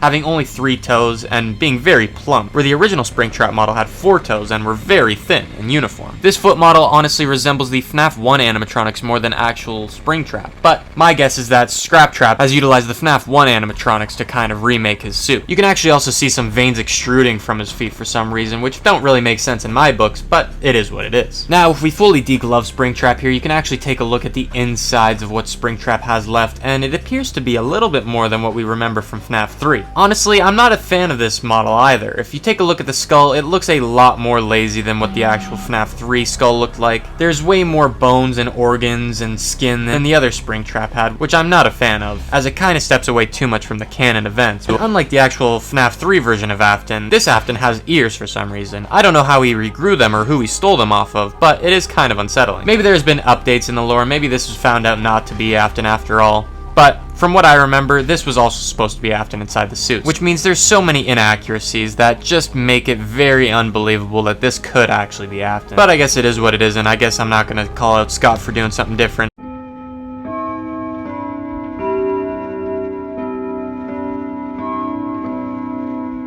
Let's start with Glamrock Freddy. This model is super well made. It sits at 109,884 faces and 171,233 edges. This model is very smooth, and even though it is made up of quite a few polys, is still very clean. As we take a look at his face, you can see there's a lot of texture work done, with the blue and red Hardy Boys kind of face paint that he's got on, his classic top hat that Freddy's always have to have, a new feature being his red ring earring on his left ear, and a bit sharper teeth than usual, with actual different deviating teeth, instead of just a cookie cutter one tooth fits all kind of model. Freddy's got his black bow as always, but actually this time has a blue lightning bolt going down his chest, which is awesome to see. As we take a look at his arms, he does have these shoulder plates as animatronics usually do. However, these are more pronounced than they usually are, extending very much further than they usually do in any of the other animatronic models that we've seen through Five Nights at Freddy's. His arms are pretty uniform and have ball joints to help them rotate and move. He also sort of has these bracelets that resemble Bowser's from the Mario series. And this doesn't just end with Freddy as well. You'll see these bracelets on a few other animatronics today. At the end of each of his fingers, he has little fingernails that are pretty sharp, to be honest, for a non-violent animatronic in this game. The tips of his fingers too are also differently colored than the actual rest of his hand and extension of fingers. And the tips of his fingers actually share the same color as his whole foot model. On top of that, his foot now has the exact same fingernail model, although now would be considered a toenail model. And with Freddy's model, there is also a endoskeleton. Now, this is a separate model in my case, so I could give you the actual poly count of this alone. And the makeup of the endo is significantly more polys than the actual Freddy model. This sits at 268,848 faces and 505,401 edges. There is a ton of detail in this model. As we can see looking at the head, there's a bunch of different segmented parts. There's a big flare down sloping model where his top jaw would be. And interestingly enough, the endo also does contain teeth, as they usually do in the Five Nights at Freddy's series. The eyes are uncolored and don't actually have a pupil color, which is strange, and leads me to believe that either the eyes would have to be swapped out for each individual animatronic, or they're just stickered on. It does have ear models as well, which look like they have a few different segments in them,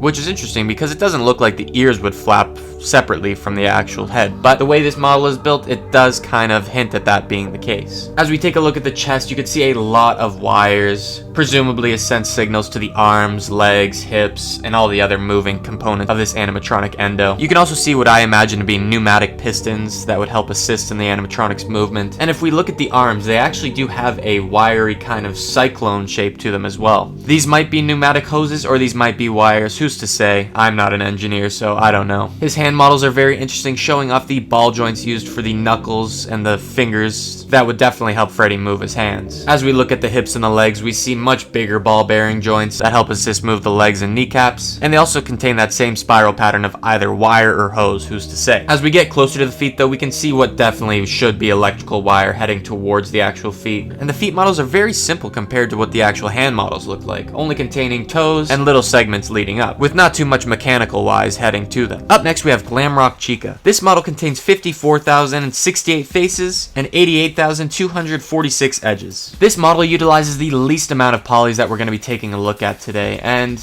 honestly, it's understandable as to why. This model is pretty uniform and does not overutilize polys in areas that doesn't need to have them. For example, the arms and the legs do not use nearly as many polys as Freddy's model did. The torso also has a lot less area comparatively to Freddy's, who himself is a bigger animatronic, and utilizes textures more than anything. On Chica's head, she has those feathers again, as a Chica model always should. However, these are much larger than any feathers we've ever seen on a Chica model. They all hang to the right side of her head and are all tied together with this nice, pretty pink bow, something you've never seen on a Chica model before. Her earrings are very simplistic, unlike Freddy's, just being a few polys each, since they are triangles and polys are triangles. Taking a look at Chica's beak, we can see that her lipstick is actually a separate model as well, and it's not just a texture design. It utilizes a bit more polys than the actual model of her beak. As you can see, it's a little bit denser in this area, as well as her nostril also containing a few more polys than usual. Her eyebrows and eyelashes are also separately modeled and are 3D polyed models, which is nice to see. However, she does have some unmodeled textured areas on her face, being the triangles under her eyes and the circle around her right eye. Taking another look at Chica's arm again, we can see that unlike Freddy, her fingers are both the same color. However, the palm of her hand is green. She does have those same Bowser cufflinks as I mentioned before, most likely utilizing a similar, if not the same amount of polys. She also does have the ball joints that are visible on her elbow that are definitely meant for movement. And if we take a look at her legs, they're a lot thinner than Freddy's model and are a lot nicer looking. There's more detail in the texture work done on the bottoms of her legs and calves, with the lime green cheetah print on her right leg and the pink tiger print on her left. And like a classic Chica model, she also has those same chicken's feet with 3 toes. And unlike previous models, it does look like there's a little split segment that might allow for a bit of movement in that foot model, which is unlike a Chica model. Chica also does have her shattered Chica model, and one thing you'll notice with these shattered models is they almost double the poly count on each model. In this case, this one contains 113,868 faces and 210,713 edges. Now, as we can see, Chica is missing her beak, and we can see the Yendo model that we previously saw from the Glamrock model. Luckily, both her earrings remain intact, as well as the feathers and bow on her head, but there is a giant crack that goes in between her eyes now, and a huge segment of material missing from her actual face now. On top of that, her left arm is fully degloved, exposing all the endo underneath, and her right arm also did sustain quite a bit of damage. Her hands do remain pretty fair though, retaining only a little bit of damage, as these segments are a lot smaller and would be quite hard to break. Her chest and stomach also have seen quite a little bit of damage, exposing the endo inside. However, with her legs being bigger than the actual arm models, you'd expect there to be a significant amount of cracks or damage on the actual leg models, but it's a very fair amount, to be honest. Only a few chips and cracks at the top and bottom, a lot of debris clouding up the textures, and minimal cracking on the toes. However, it does appear that she did stub her toe pretty good on her left foot.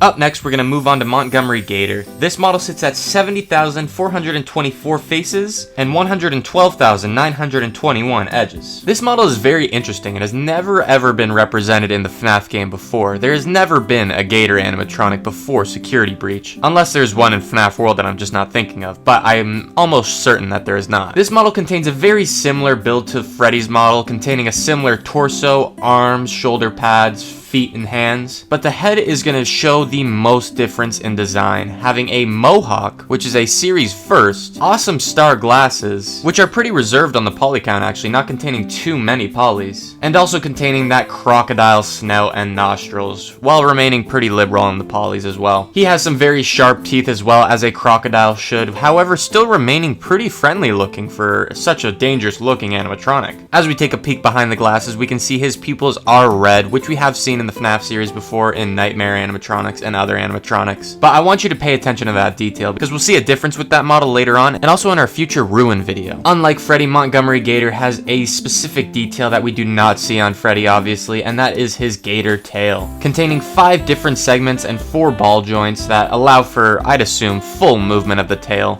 Every 2 segments is yellow while the rest remain green. You can also see there's minimal texture work done, adding a few black dots on these sides, as well as actual poly work making up fins on the actual top of his tail. From this angle too, we can also see there is a lot of texture work done on his legs, containing that crocodile scale look, and to mix it up, adding purple feet at the bottom, with the exact same looking model that was used on Freddy's, toenails and all. Another new detail that we don't see on Freddy though is this belt that also resembles something Bowser might wear. This model is really well made and doesn't utilize too many polys while still looking very uniform and well made. His hands are also segmented just like Freddy's, with the tips being a different color and the palm of his hands, however, this time sharing the same color as his actual feet. Everything else though just seems to be borrowed from Freddy, with a little bit of added color change and reworked textures. Moving on to Shattered Montgomery Gator, this model contains 102,508 faces and 191,111 edges. This model is very rough and exposes the sharpness of his teeth way more than the previous one. However, I think that the length of his teeth might be a little bit longer than the previous model we just took a look at. There's a ginormous crack in his face that exposes the Montgomery animatronic endo, and the shade of his actual eyes are now more of an orange than the red that we previously saw. I don't know how they faded so much, but it seems like they did. Taking a look at his mohawk too, it seems that this was actually a hair mohawk and not just a plastic mohawk, because we can see little bits of hair that are now unfurling from the actual mohawk. As we look at his hands, we can see they're fully degloved, showcasing what the animatronic hand model looks like for Montgomery Gator, which is significantly different from the animatronic Glamrock Freddy's endo. These contain very sharp fingernail tips and also have what look to be chainsaws for the parts leading up to it. We can see there's no ball joints on these actual finger models and appear to only have kind of moving models on the actual knuckles of his hands. His chest leaves a big hole in the middle where we can see a little bit of the endo with a lot of the wires connecting and hanging out. Unfortunately for Montgomery, he has fully lost his legs, so there's nothing we can even look at in regards to that aside from the wire that's dangling out of the bottom of his torso.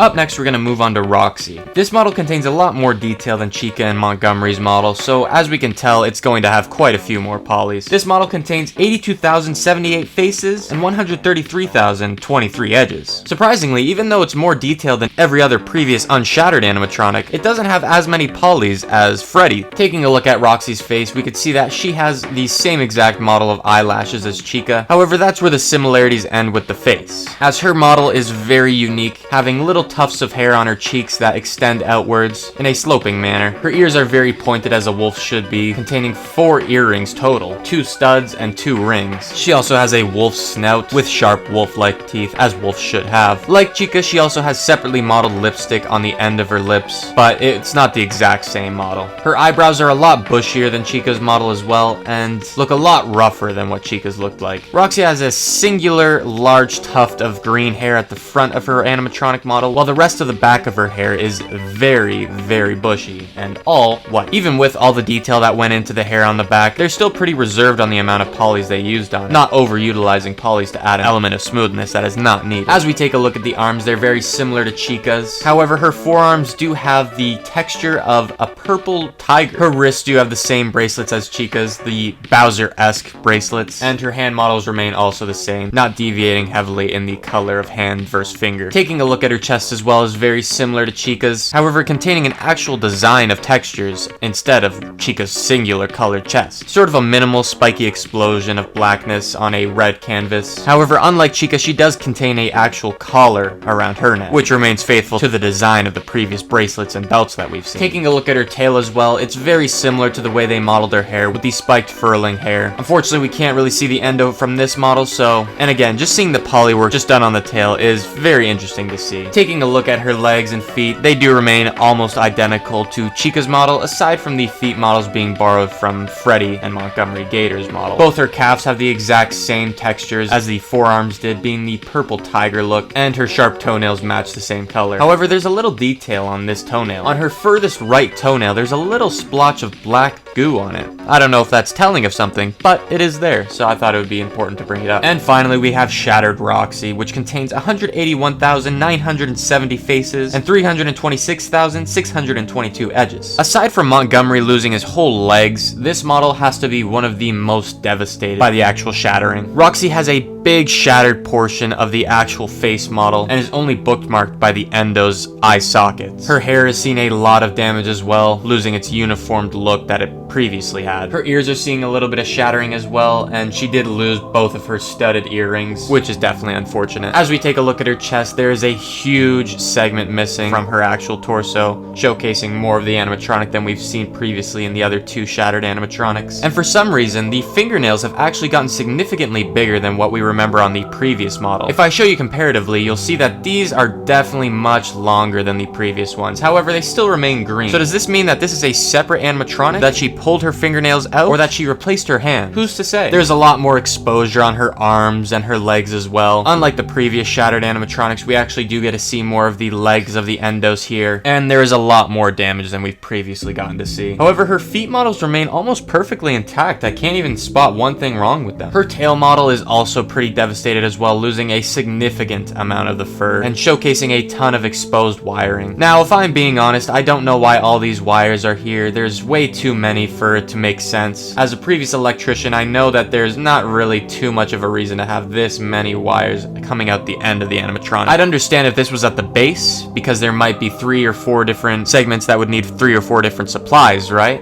But at the end of the tail, it would only require 1 to 2 if you're really going to have movement like that. The black wires, being the hot wires, would only really need 2 wires at most, and there's way too many hot black wires in comparison to the red wires, which I assume to be the neutral in this case. Who's to say what the blue wires are for? Maybe it's a ground or something, but either way, it doesn't make a lot of technical sense from the display that I'm seeing of these wires. Other than that, that's all the models that we're going to take a look at today. Part 2, we're going to cover the other animatronic models that we did not cover today, like Burntrap, Gregory, Vanessa, and a few others. So if you're excited for that video, hit the subscribe button, hit the like button, and I will see you guys in the next video. Also, check out my Instagram if you want as well. Link in the description.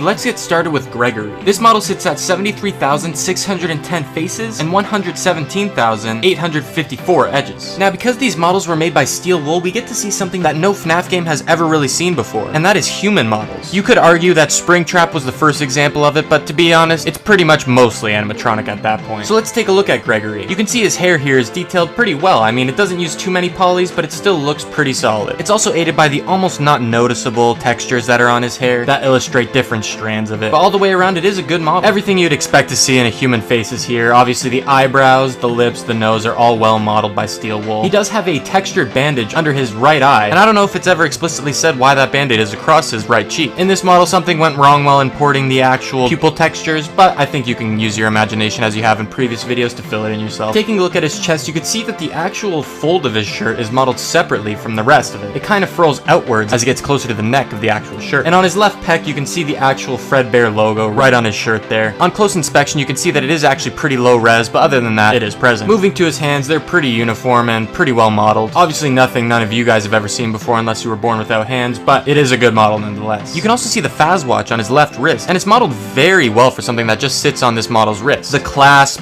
the band, and the main watch module itself are all very well detailed, and use quite a bit of polys for something that's so small on this model. The Faz watch also does have the Freddy ears and top hat, which make this model even better and use a lot of polys for such a small object, but it adds that extra touch. Taking a look at his shoes, they're not the best looking shoes in my opinion. Obviously they're modeled well and they look very smooth, but I think they're just ugly looking shoes. He's got what look to be knee-high socks as well that you could pull almost all the way up to the knee, where there is actually a bandage above his left kneecap. Taking a look at the back of the shoes as well, you could see a similar logo to what was on his shirt. However, this one is a fully colored version of Rockstar Freddy, where you can actually make out the details of his eyes, ears, mouth, and top hat. Next, we're going to move on to Vanessa, the second human model in this game. This model sits at a very close amount of polys to Gregory, actually. 72,876 faces and 123,535 edges. So less faces, but more edges than Gregory, which is strange. Again, the face model is very similar to Gregory's. However, they do have a little bit more of a bulging eye model on this one. They also have her eyelashes modeled separately, but they utilize a texture plane instead of actual models of eyelashes, which probably saves a lot of space. The same goes with her hair, which is modeled very differently from how Gregory's was. Hers is definitely more stranded and individual-like, where Gregory's was just a hodgepodge clump of hairs. As we take a look at the back of her hair, we can see that she doesn't use a ponytail to actually tie her hair back, but instead just more of her hair. And I mean, screw it, it's not like she's going to a fashion show or anything. You don't have to worry about your looks too much, but I mean, it does kind of seem like that would cause knots if you were to take that out. She wears a security hat as well, which covers up a lot of her hair, so it's not like we get to see too much of the hair aside from the ponytail and whatever peeks out the sides. But moving on to her hands, she has much slimmer hands than Gregory, as women usually have than men, and her nails are painted. Her nails are sort of half model, half texture as well, where half of it is just a texture that goes on top, and half of it is a model that extends her fingernails out a little bit further than her fingertips. She also holds a flashlight in the other hand, and if you look down the barrel of it, you'll see a bunch of static instead of an actual flashlight cover. Who's to say why this is? And it is a little strange, but I guess it gets the job done, right? Taking a look at her belt, you could see that she actually has a security badge fastened to the right side of her hips, and a ginormous belt buckle that sits right in the middle. There's even a bit of outwards tucking of the shirt as it gets down to the belt line, which is kind of cool as well. And her shoes are nothing more than just some work boots, all black just like her pants, and do not offer much to look at, honestly. So let's move on to Vanny, which is Vanessa's evil counterpart. Vanny's model sits at significantly less tries and edges, as we can see here, only sitting at 31,374 faces and 49,239 edges. Significantly less than what we're used to. What's interesting about this costume is it's a full body mesh and does not offer any peek through the middle to see any of Vanessa inside. Taking a look at her head, she has bright beaming red eyes that are absolutely creepy as hell. Unlike Vanessa, she does have individually modeled eyelashes, 4 on each eye to be exact, and the whiskers extending out of her face are also fully modeled as well, and not just a texture on a flat plane. She does utilize textures on her actual body though, showing off a bunch of stitch work, different articles of cloth that were stitched together to make this costume. And taking a look at the ears, we can also see that there is a more pink cloth that actually is used for the ear holes, I guess. But unlike every other rabbit animatronic, we can't see any mechanical parts in this, as there probably is no mechanical parts in the ears. Just like Bonnie, she has a bow on her chest. However, instead of red, this bow is blue and is much different than the ones we usually see on Bonnie. This one seems to be made more of a ribbon type material, where the other one might be more of an actual sewed together cloth pillow sort of material. Who's to say? As we go down the arms to the hands, we can see that there is a different material being used for this hand, and is a very comically large Mickey Mouse-like hand. The fingers are very wide, however also somewhat flat. They're all seamed together at the tip of the glove, as you can see here by the stitches. And looking at the palm of her hand, she uses that same material that she did for the ears on the actual palm to mimic what a rabbit's paw might look like. She also has a cute little tail on the back. It's just a little cotton ball tail like a rabbit should have, and is not too heavy on polys, but it does still look pretty round and uniform. Taking a look at her feet, it's very similar to how William Afton would make his animatronics, with 3 big toes on each foot. As you can see, the color of the actual cloth is a bit different from left to right. The right seems to be a little bit lighter and fresher, while the left seems to be a little bit more brown.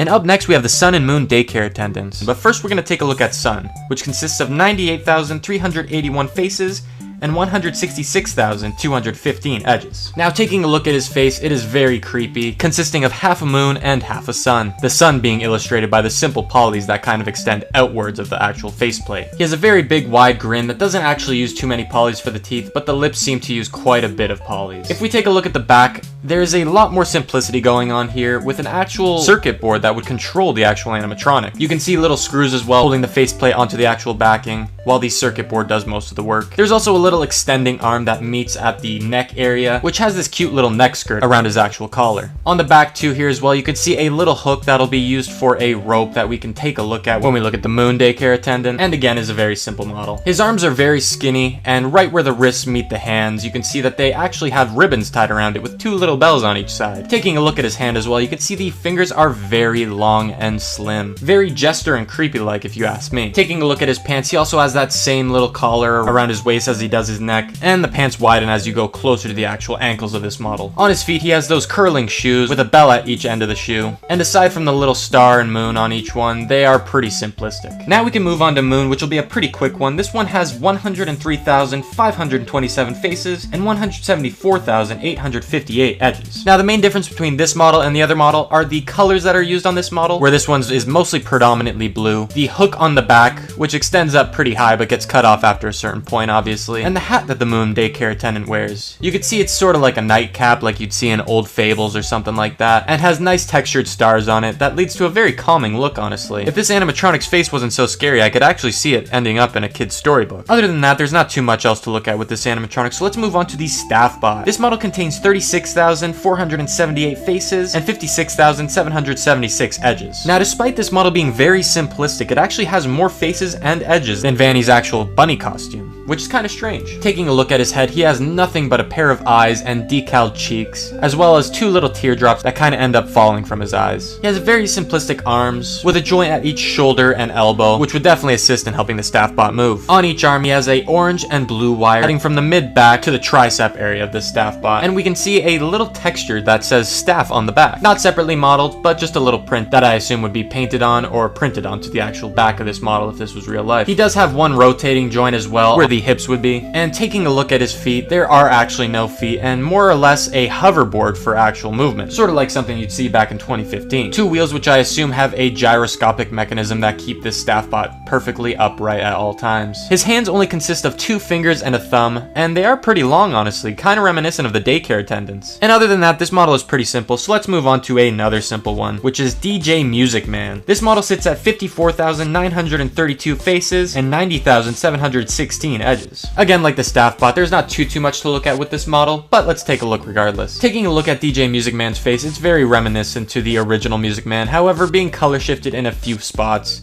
The pinks are a little bit more vibrant, and the eyebrows and cheeks are now blue. His head is fully white this time, with no signs of any Funtime purple, and his hat significantly got smaller. This time, it also has a green ribbon around the base of it instead of a normal white one. Another new feature is his headphones, the bright green earmuffs with the red handle connector that just make it kind of look a little bit childish, but since this is a child pizzeria, it makes perfect sense. His eyes are still black and soulless, so there's no love lost there. His teeth now, however, have the keys of a piano instead of just being fully brick-like, so that is an interesting touch. Taking a look at his body, he has these 6 yellow dots that I'm not too sure what the functions of are. Maybe steam ejectors, who knows. Another thing I'm unsure of is this black Xbox logo on the back here. You can see it's a giant black dome with 4 little bridges that don't connect in 4 separate X-shaped corners. If you know why he has these on his back, then let me know in the comments below. I'd like to hear it. Taking a look at his arms, they are very skinny and very simplistic, only containing these little joints at the spot where the leg meets the body and at the elbows. His hands, just like Vanny's though, comically resemble Mickey Mouse's. However, this hand only has 3 fingers and a thumb instead of Vanny's 4 fingers, which would fit a human hand. He has 6 of these hands in total, but the hand and arm models are exactly the same, so it was probably very easy for them to just copy and paste each of these into position. And up next we have the little DJ Music Man. This is the smallest model of the game, sitting at 37,269 faces and 70,378 edges. This model very closely resembles the Music Man model from my part 2 of FNAF 6's Model Exposed Jose. So I'm not going to cover this for too long since I did cover that already previously. But there is quite a bit of wear and tear on this one. All the colors seem to remain very similar, if not the exact same to the actual Music Man models, however being dulled by the dust and debris that this guy's covered in. His symbols have sustained some damage as well as his hands, and I'm not sure how well this Music Man would work anymore, but it does look significantly more creepy, if that's even possible, than the original Music Man model. Maybe simply because of the deterioration, but definitely because of those soulless eyes. His legs as well also remain very spider-like, however differ a lot from the big Music Man that we just took a look at, having little suction cups at the bottom instead of actual feet. And for our final two, we have the most interesting animatronics of this video, that being Burntrap and the Blob. But first we're gonna go with Burntrap, who sits at 150,343 faces and 272,672 edges. Now this is a fantastic Springtrap model and way better than Scraptrap. I believe the community refers to this one as Burntrap, but I might slip up, so forgive me if I do. We can see, taking a look at Springtrap here, that his jaw is fully exposed, showing the actual corpsing effect of Springtrap in full effect, as well as this portion of his skull being fully exposed as well. You can see that the skin is rotted to the core on Afton already. If we take a peek under his animatronic nose, we can see his real nose has fully been decomposed as well, only having the nostrils of what looked to be a goblin from Fallout. However, his teeth remain pretty well intact. I mean, I don't even think he's lost one. Taking a look at his back, he seems to use these metal bridging parts and actual rivets to hold his animatronic shell together still. And we can also see that there is this big metal spine that holds him up, because it doesn't look like there's any more actual spine to hold him up by. As we take a look at his torso, we can see a bunch of different mechanisms and hoses that are still connected to Afton. These two in particular look like they're latched on to his remaining skin, and overall he remains pretty stringy in this area, not having a lot of actual flesh here. His arms as well have been almost fully consumed by the animatronic Yendo. However, there is a little bit more on his actual hands. You can see there's still a little bit of stringy remaining burned on skin, with very sharp tips to his fingers. This model of Springtrap also has a first, containing both an Yendo foot and an actual animatronic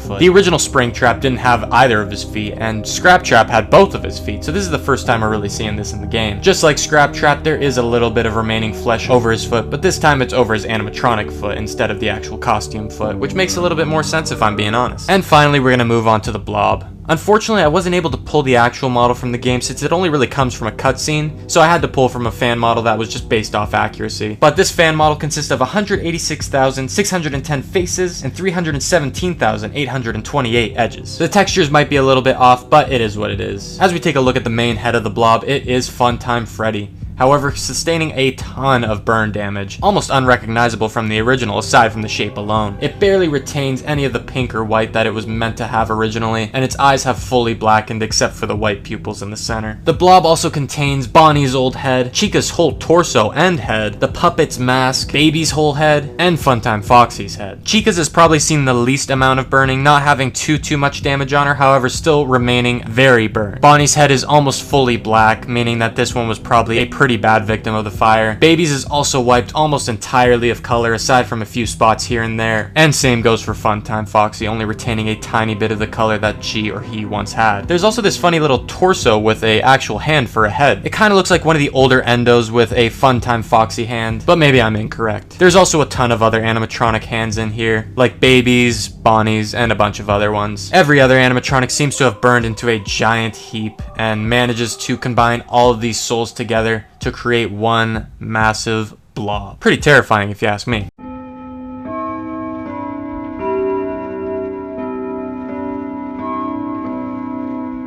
This is Ruined Freddy's model right here, and it sits at 172,683 faces and 262,624 edges. As we can easily see with this model, he's missing a head, so we won't actually be able to go over any of the head model today. The only thing that remains is a bunch of wires and a pole sticking out of his neck, but we can look at the rest of them. This one is much more devastated than his normal model, and that's obvious by the actual hole in his chest, arms, legs, and just overall all the debris around his body. If we take a look at his chest right here, a nice up-close shot shows that it actually kind of looks like teeth the way it's been shattered, sort of as though his chest has become a mouth, and the way it opens up in the game kind of also showcases that point as well. There's a little dilapidated burned gift inside his chest cavity still, and does not look like it has the potential to even be opened anymore. It looks like both of the materials have been molded together. Both of his hands have lost its fur, but it does have that sort of punk rock bracelet on him still. You can even tell that the actual casing of the animatronic has been all burnt up and kind of crumpled as you take a closer look. There's rebar through his arms all throughout his body, And on his left hand, the actual punk rock bracelet has been snapped in half. His legs again have some more of the rebar or whatever metal it is going through it, and have a ton of actual casing missing as well, showcasing a lot of the endo. He still has one foot intact, although it is kind of dirty, and the other foot has just been fully stripped off. And other than that, there's not much else to look at with this model, so let's move on to Chica. As you can see, Chica's model has also been through some rough days, but this model sits at 160,218 faces and 241,853 edges. Now, as we take an up-close look at Chica's face, you can see there's a ginormous hole in her actual head, which shows off a lot of the animatronic skull in this one. Chica's eyes remain pretty well intact, honestly, and don't have any debris on them whatsoever, it looks like. But where Chica's beak used to be, you can see a lot of melted plastic that sort of has a gross spiderweb-like appearance to it, and really uses some gut-churning colors to showcase just how ruined this plastic has become. That, or it might just be pure garbage that's strung from her face, but who's to say? If we take a look at her chest cavity, she has the same burning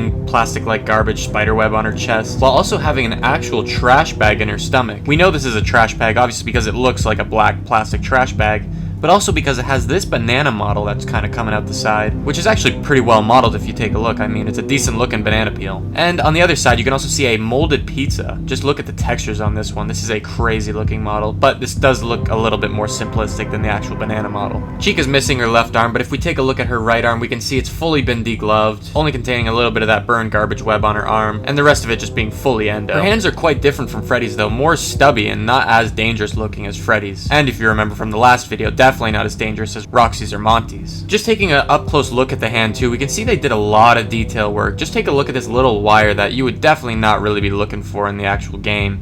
This is something that's really only going to be shown in an up-close and personal look at these models. Even the stringiness of the garbage or the melted plastic, whatever it is. As we take a look at Chica's leg model too, we can see that the leg has been devastated as well. It no longer has the purple tiger pattern on it and only retains the green cheetah pattern, which is very, very devastated at this point. Just like Freddy, she also has one foot that's still somewhat intact while the other foot is fully degloved. She does retain a few of her toenails, which is kind of strange because if you look at the other foot model, the toenails are part of the foot. So what changed with the left-hand foot? Why are the toes now detached?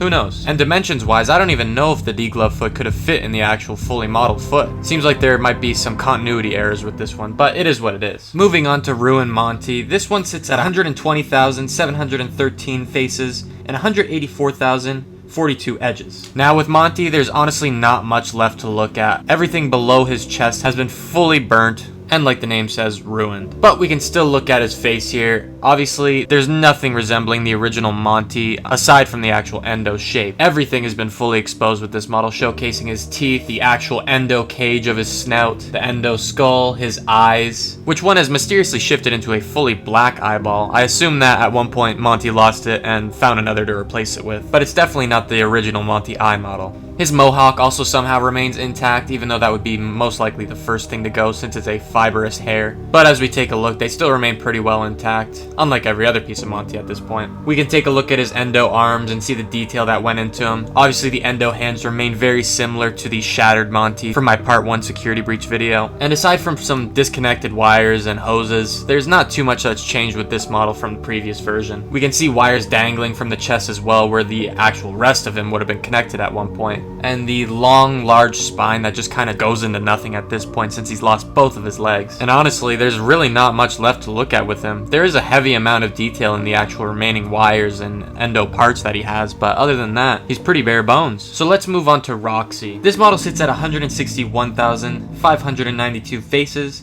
and 224,617 edges. Now this model has also been devastated, not as much as Monty, but is very, very worse for wear. As we take a look at the head, she has lost almost everything. Almost her full facial cavity, aside from those little tufts of hair that used to exist on her. She's lost both of her eyes, her nose obviously, all her teeth except for what remains of her endo skull, and almost all the hair on the back of her skull as well. Only a few strands of hair, including that original green one, still remain. Her ears are now fully exposed and we can see the actual endo of the ear now that the casing has all been smashed up. As we take a look at her chest here, we can see that there's a ton of devastation as well, showing off a ton of the animatronic wires and components, while also still retaining a tiny bit of animatronic casing, a little bit of the red and the gray. Taking a look at her tail, we can see that the black conductors are now fully gone out of the model. If you can remember from the part 1 episode I did on Security Breach, you'll remember that I criticized how the electronic components worked in this animatronic, but now it looks like they've fully foregoed the black conductors. And honestly, I wonder why.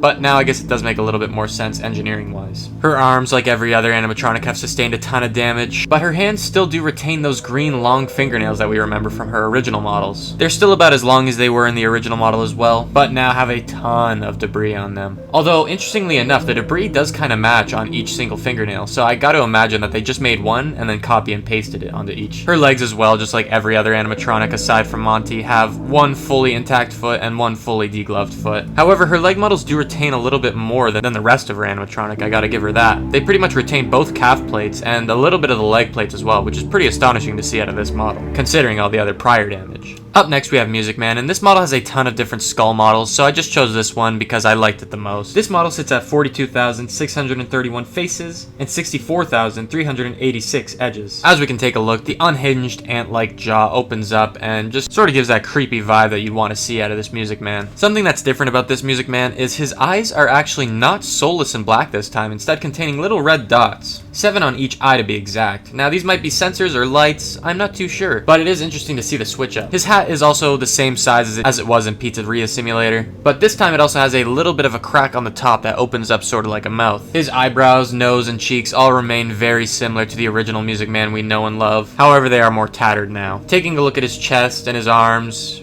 we can see they used the original color scheme, retaining the original speakers and candy cane patterning. However, there's a lot of devastation showcasing the inside of his chest, which isn't honestly much, it's more of just like a black module. There's not too much endo work done. His hands still have the symbols, which is good to see. However, they're also pretty badly damaged, and his legs remain as spidery as ever, pretty much almost exactly retaining the original look, aside from the dirt and debris. But other than that, it's nothing different from the original Music Man we know and love.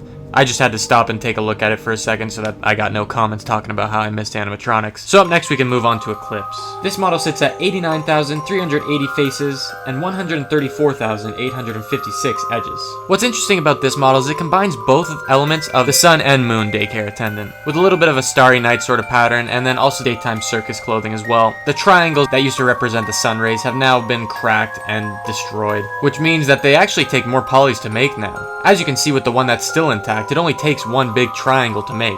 However, with the rest of them, you can see the wire frames and the different triangles it takes to make little cracks in them. What's interesting too is the circuit on the back of his skull now actually has a bunch of wires and such disconnected, and it just goes to show that even with all the devastation, the electronic components are not what are making these animatronics live, but instead, it's a bunch of remnant of children's souls. The breaks in his face too also showcase the actual endo of this animatronic as well, which is very strange and different from what we know of an animatronic's endo. They even built the bridge of the nose into the endo too for this, which is kind of strange. You think if it was just a faceplate, they'd attach it and call it a day. And another interesting thing is though this animatronic's mouth doesn't really open, it has endo teeth as well that differentiate from the actual casing teeth. His eye colors are also two different as well, one yellow and one red. Who's to say how the change was made, but maybe it's to showcase that both the sun and moon attendants have been fused into one. Taking a look at his arms and hands, the arms actually remain pretty well intact aside from some occasional dust and cracking, but the fingers have been mostly degloved, showing the delicate endo of this animatronic, a very different endo again from anything else we've seen. The bells on his wrists too have also been ripped off and or destroyed. His pants, like I was talking about earlier, showcase the fusion of night and day with the stars and the circus patterning. He still retains one foot and his shoe is almost perfectly intact aside from some burning, but the other leg is not so lucky and has lost almost everything. Only a stub or a peg leg remains, and the wireframe of the previous pant leg that was there is now all that remains as well. Other than that, this model's not too important to the game in my opinion. I get it has some good moments in the game, but it's just a pretty basic character in my opinion. Finally, we're going to take a look at the least ruined animatronic of all the models we've seen today, and that is Ruined Bonnie. This model sits at 62,667 faces and 95,145 edges. Surprisingly enough, there's not too much damage on this animatronic. That being said, there is still a huge crack in the side of his skull, but comparing it to the other animatronics we've seen today, this one has gotten the least amount of punishment. His ears are almost fully intact, his hair is still tufted on his head perfectly, he's still got all 4 whiskers, even though one half of them are a little bit more mangled than the other. And aside from some lopsidedness, his eyes are still pretty well intact as well. Weirdly enough though, they are red pupils, which kind of hints at an evilness in those eyes as well. But if you know Bonnie from the game, he's not short of any evil doing. His arms and hands are almost fully intact as well, just a tiny amount of cracking going down the side, and a few smudges on his hands. His punk bracelet is also still intact, and that is the case for both arms. The biggest crack he has in his body is in his chest cavity, which showcases that there's not a ton going on with this endo inside. Usually they have a lot more in the chest area, but this one seems to be lacking heavily.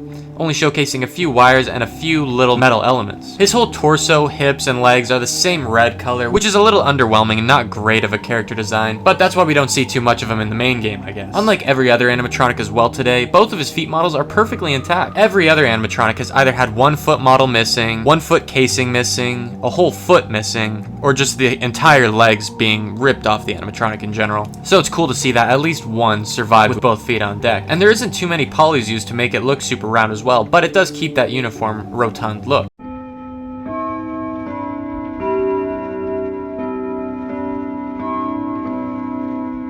We're gonna look at the player model, otherwise known as Cassie. This model contains 71,445 faces and 108,927 edges. Taking a look at the eyes, they did use a really good texture for the actual iris. It's a nice shiny amber color, and overall is done really well. As you can see, there's a lot of detail that actually kind of goes into her hair as well. You can see individual strands coming out, not exactly put together properly. And what's interesting is I don't think these pigtails are actually the same model. I think they were both individually modeled, which is cool and shows that they actually had to put a little bit more time and effort into this. Moving down, she actually has a few badges on her chest, one galaxy star and one green star, and you can see they're both exactly the same model, just scaled differently and textured differently. Obviously the bigger one has more detail in the textures and the little one is just a solid green star. But if we move down to her hand, we see her nail polish also matches that color of the star, and if you look at her bracelet too, it's actually got a very detailed yet fine bracelet on her arm. It has spheres and stars of different colors, and it's probably just the same two models copied and pasted, but honestly it is a good attention to detail. If we take a look at her flashlight, you can see that the actual lens is not made like a standard circle in this case, where usually all the triangles meet in the middle. This one's more of a sunrise or seashell kind of a design, where all the triangles stem from one face. It's pretty interesting to see, honestly, and I don't know how often it's done in most of these models. The underside of it too also has Roxy pasted on it, a very cartooned version of it, which we do not see in FNAF Ruin, as you know from my last video. Taking a look at her shoes, they do have a good amount of detail. They're a little futuristic on the sole, I gotta say, but the rest of the color scheme I'm not a huge fan of. But honestly, it does save quite a few triangles and still looks very smooth. Even with the wireframe, you can still see that it's not too bad on polys. Up next, we have the costume mimic. This sits at 43,049 faces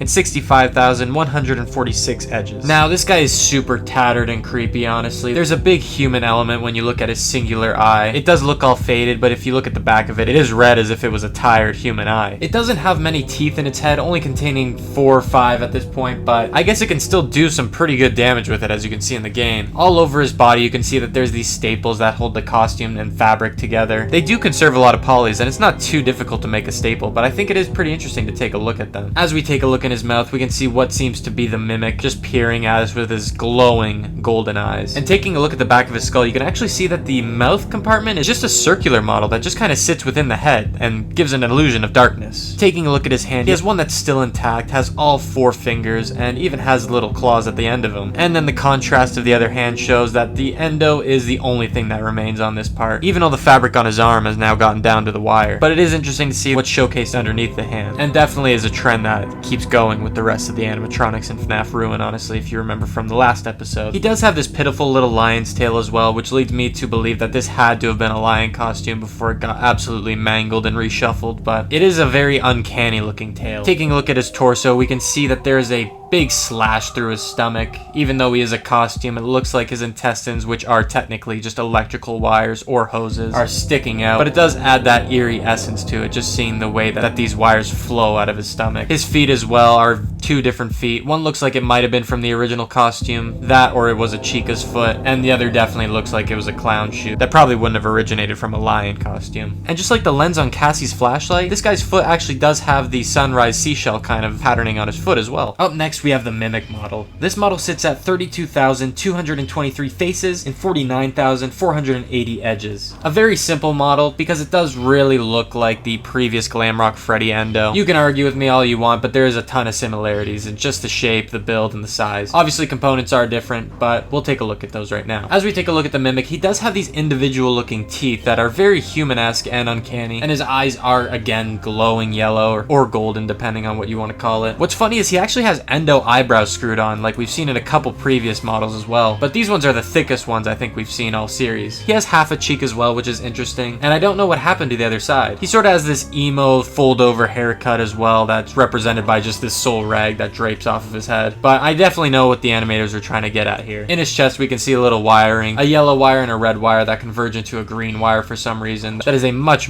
smaller gauge, so I don't know what that's trying to do. Maybe they're signal wires, maybe it's something else I'm not understanding, but it is very strange. And there's a bunch of other wires in the background as well that I'm not going to try to route to their source. As we run down his arms to the tip of his fingers, we can see that they are very sharp and should not be played with, honestly. Very reminiscent, though, of every other Glamrock animatronic we've taken a look at with these sharp-tipped fingers. He has two different leg models. I can't tell you where they originate from, obviously, but they do look very familiar, if I'm being honest. One has more of a blocky N64 shovel foot, and the other has individual toes modeled, which is interesting. And as we looked at the legs before, one has more of a Frankenstein vibe, while the other is more of a sister location reminiscent. Up next, we're moving on to Candy Cadet. This model sits at 11,179 faces, 22,018 edges. Now, this Candy Cadet looks very different from our FNAF Pizzeria model review, but let's take a look at him regardless. The detail with this one definitely is in the textures. I mean, everything is just rusted over and absolutely devastated. You almost have to feel bad for the guy. Taking a look at his antenna, he's only retaining one little antenna left, and it's kind of upsetting to see. He's also missing an entire arm, which showcases the abundance of wires that just leak out of his wrist. But thankfully, he does have the other one still intact. Though that's not really going to matter since his wheels are all misaligned and really can't drive no matter what, since they're actually driving into the metal. But he does still have all 4 coin slots as well from previous games, so I guess that is an important detail that they decided to keep.